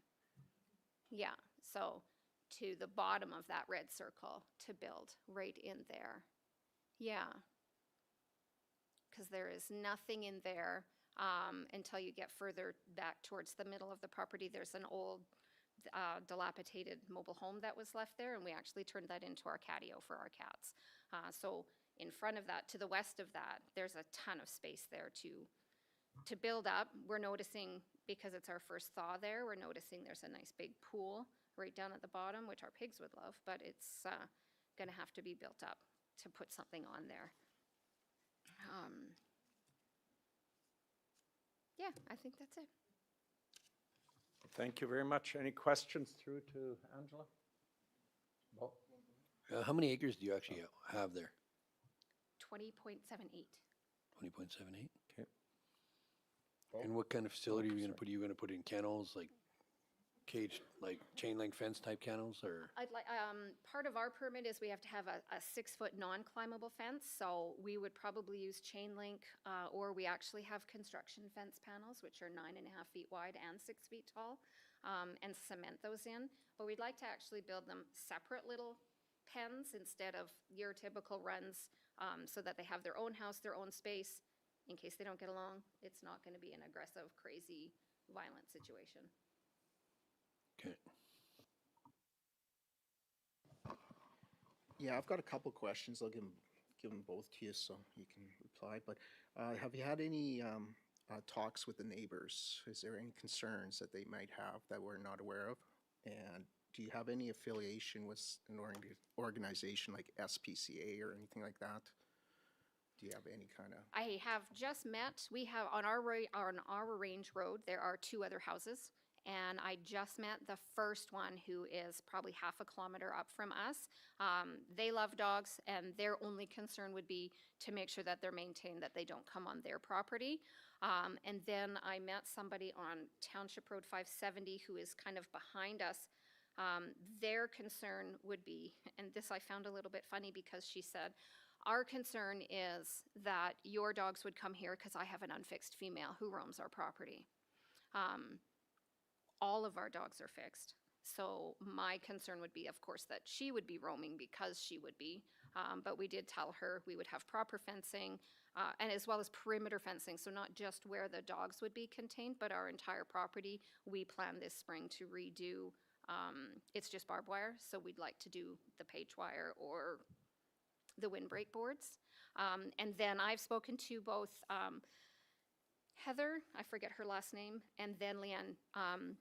Heather and Leanne are both directors at the SPCA, and they said that once we were settled, they would be interested in coming out to check out the place, because sometimes they'll get calls for animals that they can't place, and they would like to be able to have a place.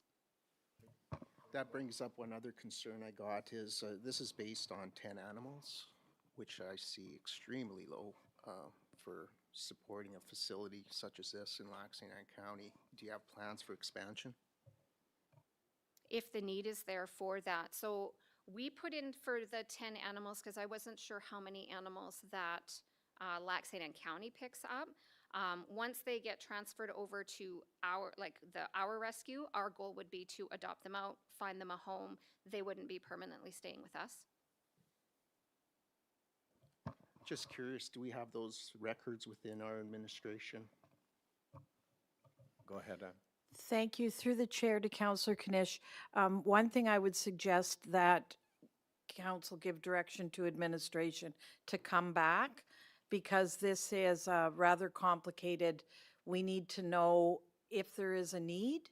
We also need to know if there is a need, then we should put out an RFP to be fair and equitable. And also there's planning matters as well. So I would request that administration have an opportunity to come back with a more fulsome report. Thank you. Another question on timelines. What are you looking at as a timeline? And to Ann, what is our timeline to do that?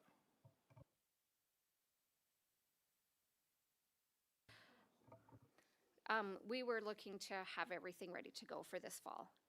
So that, yeah, that any more animals or no more animals are stuck out in the winter with no place to go. Through the chair, I think we could make this part of bylaws quarterly report to council, and we could make it in addition to that, but I do believe we'll have to have some planning components brought in. So I would say last meeting in April or first meeting in May. Thank you. Okay, Jill? Yes, my question is, have you contacted any other municipalities to help out with this funding? No, we haven't. I wasn't sure, again, trying to find numbers and who dealt with this before. I didn't know who to contact. I know Barrhead is its own county. I did get lots of information from them, but the rescue that's in Barrhead, they typically use everything that's in Barrhead. They don't come out this way. So I didn't have, other than talking with our vet in More Energy, that they get calls from bylaw to take the animals, but other than that, no. Okay, thank you. Further questions? Okay, if not, a motion to accept this information. Ed? Discussion? All in favor? Carried. Thank you very much, Angela, for that. And you heard the direction that is going to staff, and it'll be coming back to us then. Thank you.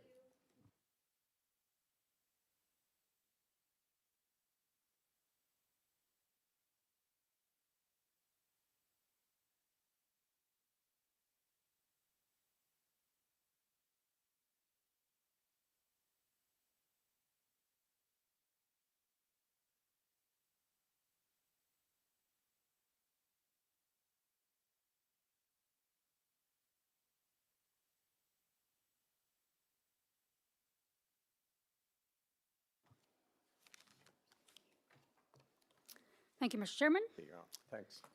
So this is a review of Municipal Development Plan 23-2014 in response to a pre-application meeting for a proposed subdivision application located within the southeast of 356-1 to create one additional agricultural parcel from a previously subdivided quarter section.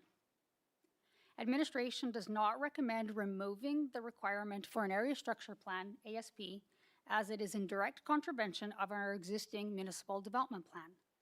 The MDP states that the primary objectives of the rural residential policy area is to create country residential neighborhoods that don't compromise rural lifestyle, make more efficient use of lands, achieving servicing efficiencies, and provide alternative lifestyle and sufficient amenities to local residents. In the absence of an area structure plan, we cannot determine if the proposed subdivision will contradict the municipal development plan. Removing the requirement for an area structure plan is not consistent with section 6.3.8B in that an area structure plan shall be prepared in support of any new country residential subdivision proposal. Now, the tricky part with this particular lot is that it is a quarter section that is previous subdivided, including lands in Lac-Saint-Anne County and in the Summer Village. The maximum parcel density has already been met. So as per the municipal development plan, any proposal over 4 parcels requires an area structure plan. So again, administration would like to reiterate, we do not recommend waiving the requirement of an area structure plan in this case. Okay, thank you very much.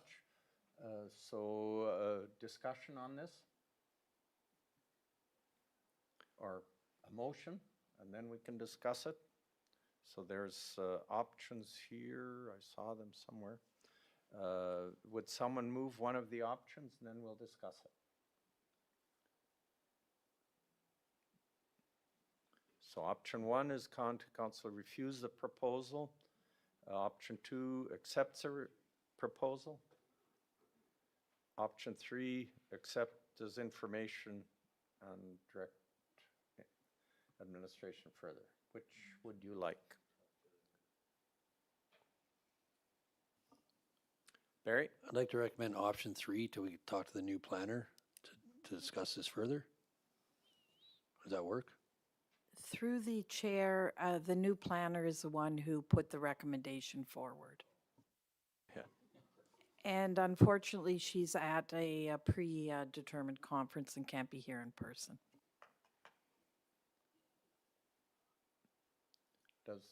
Did you make that as a motion, or? I'd like to meet with the planner so we can discuss this further.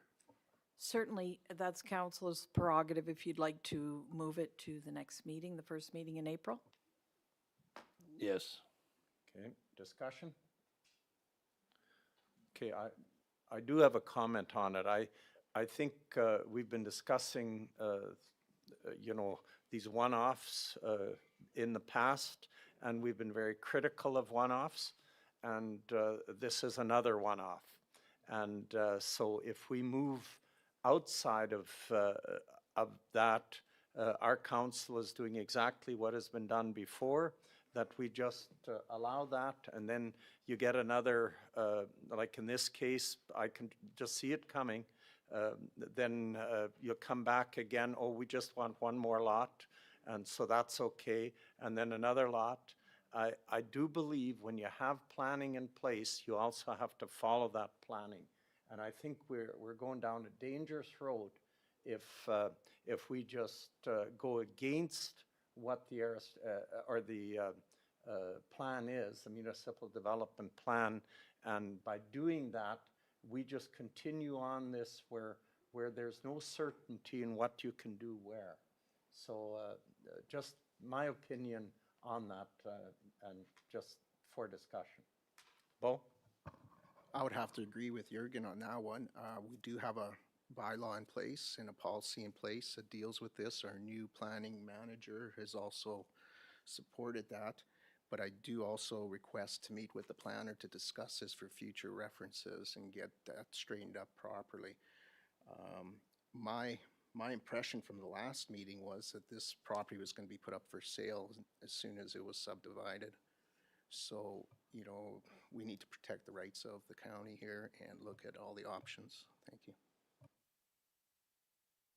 Yeah, I did have a discussion with the new planning lady, and she highly recommended we do option 1, just because it does border Sandy Lake, and there's some agreements that need to be put in place with road usage and all kinds of stuff. So there's a little more. Maybe it is a good idea to bring her in and have a conversation with her so everybody's on the same page before we make a decision. Through the chair then, if that's the will of council, I would suggest that we move this to April 9th, county council meeting. Okay, so just table it to, all right, would someone be willing to make a motion to table this? Barry moves to table the decision or the topic to April 9th. No discussion on tabling. All those in favor? Dale, are you there? Might have lost him. He probably fell asleep. Well, it's 3 o'clock there now. All right, so that's carried. So we'll table that to the April 9th meeting. Thank you. All right, where are we at now?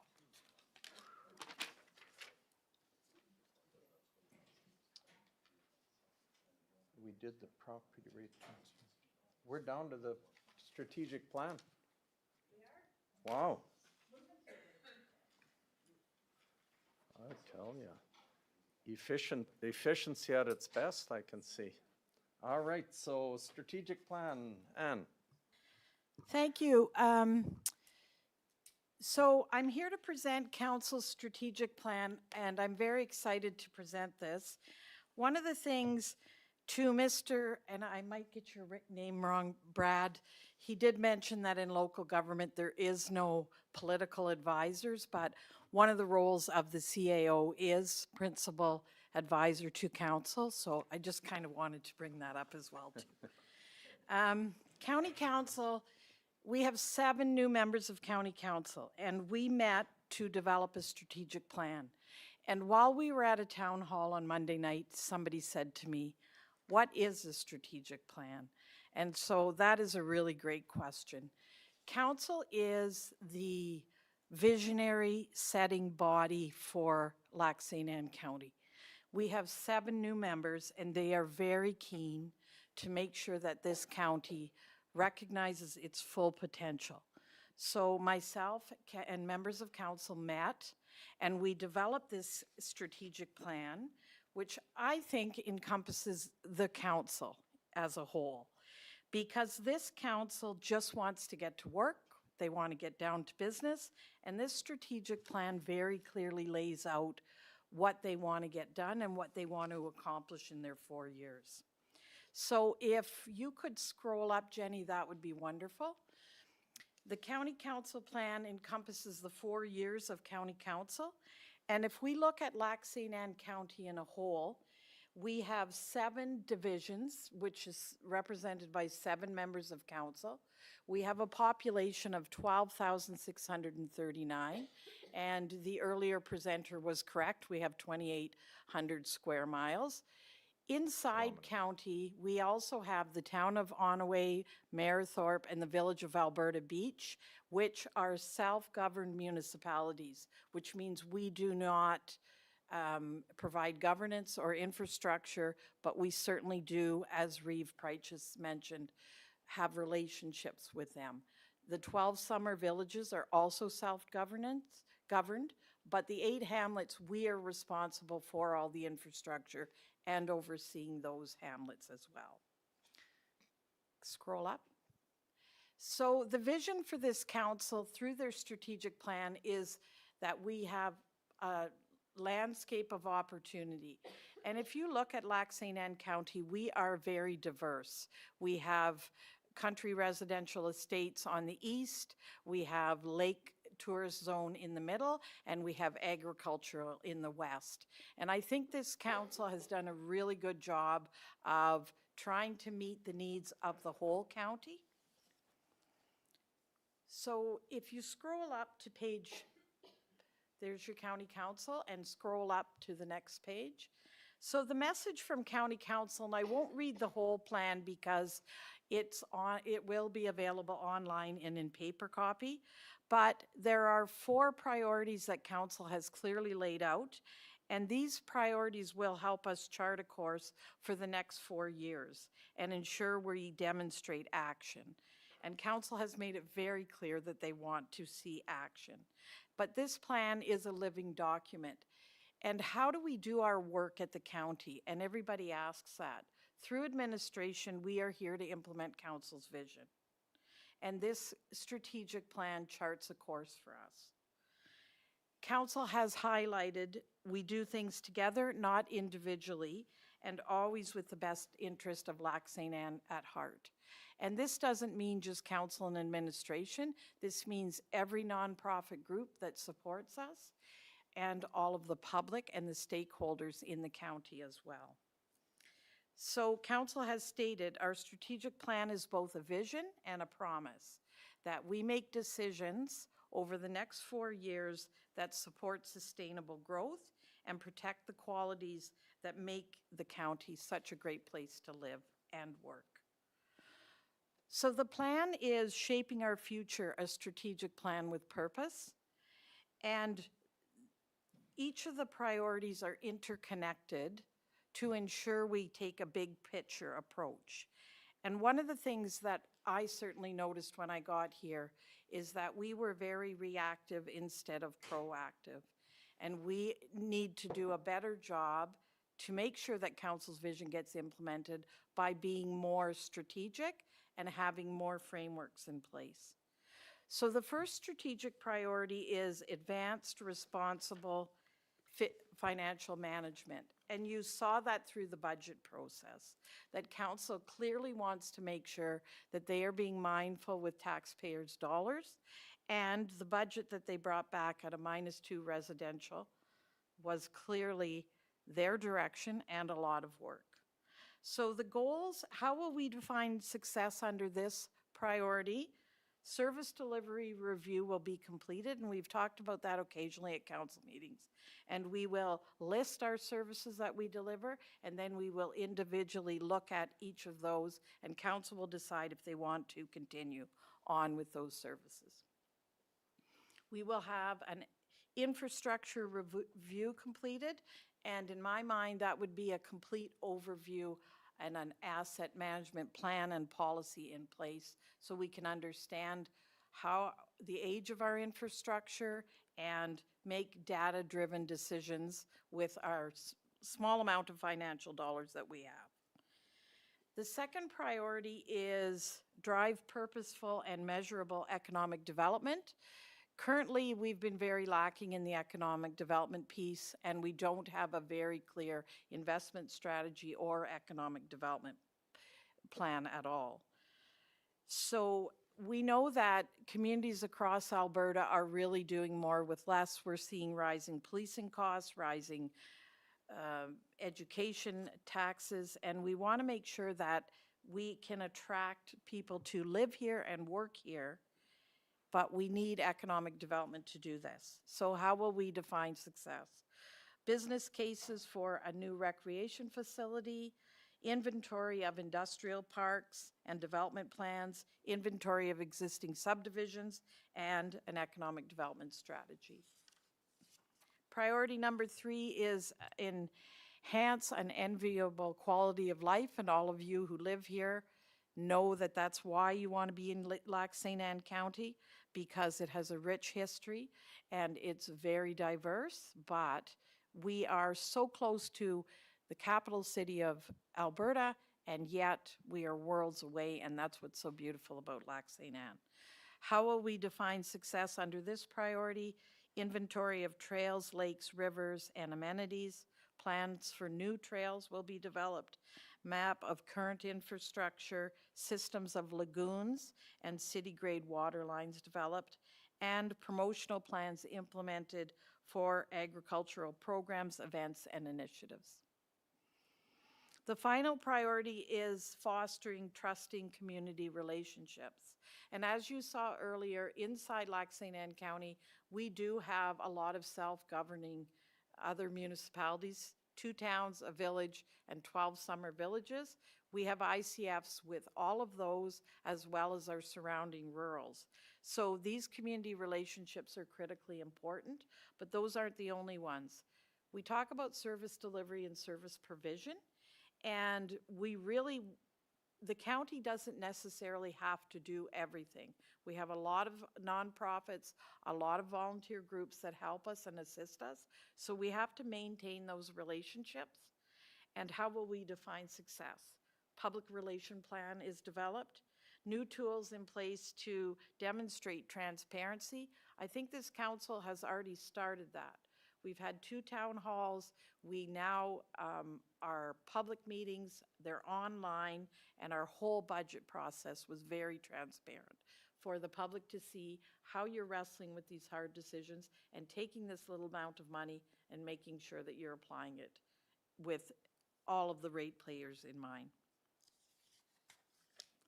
So that's it for me, and my recommendation is that we adopt this, because once we adopt this, then we can start the corporate plans and we can start our work, and council we will be doing what we call strategic report cards quarterly back to council and the public, so that you can see your council at work and how this vision is getting implemented.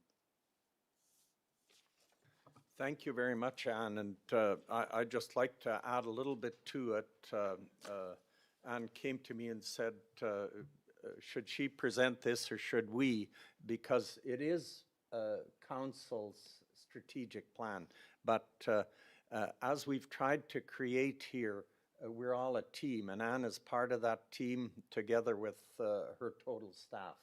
But so we decided to have Anne make the presentation, even though it is our unified plan.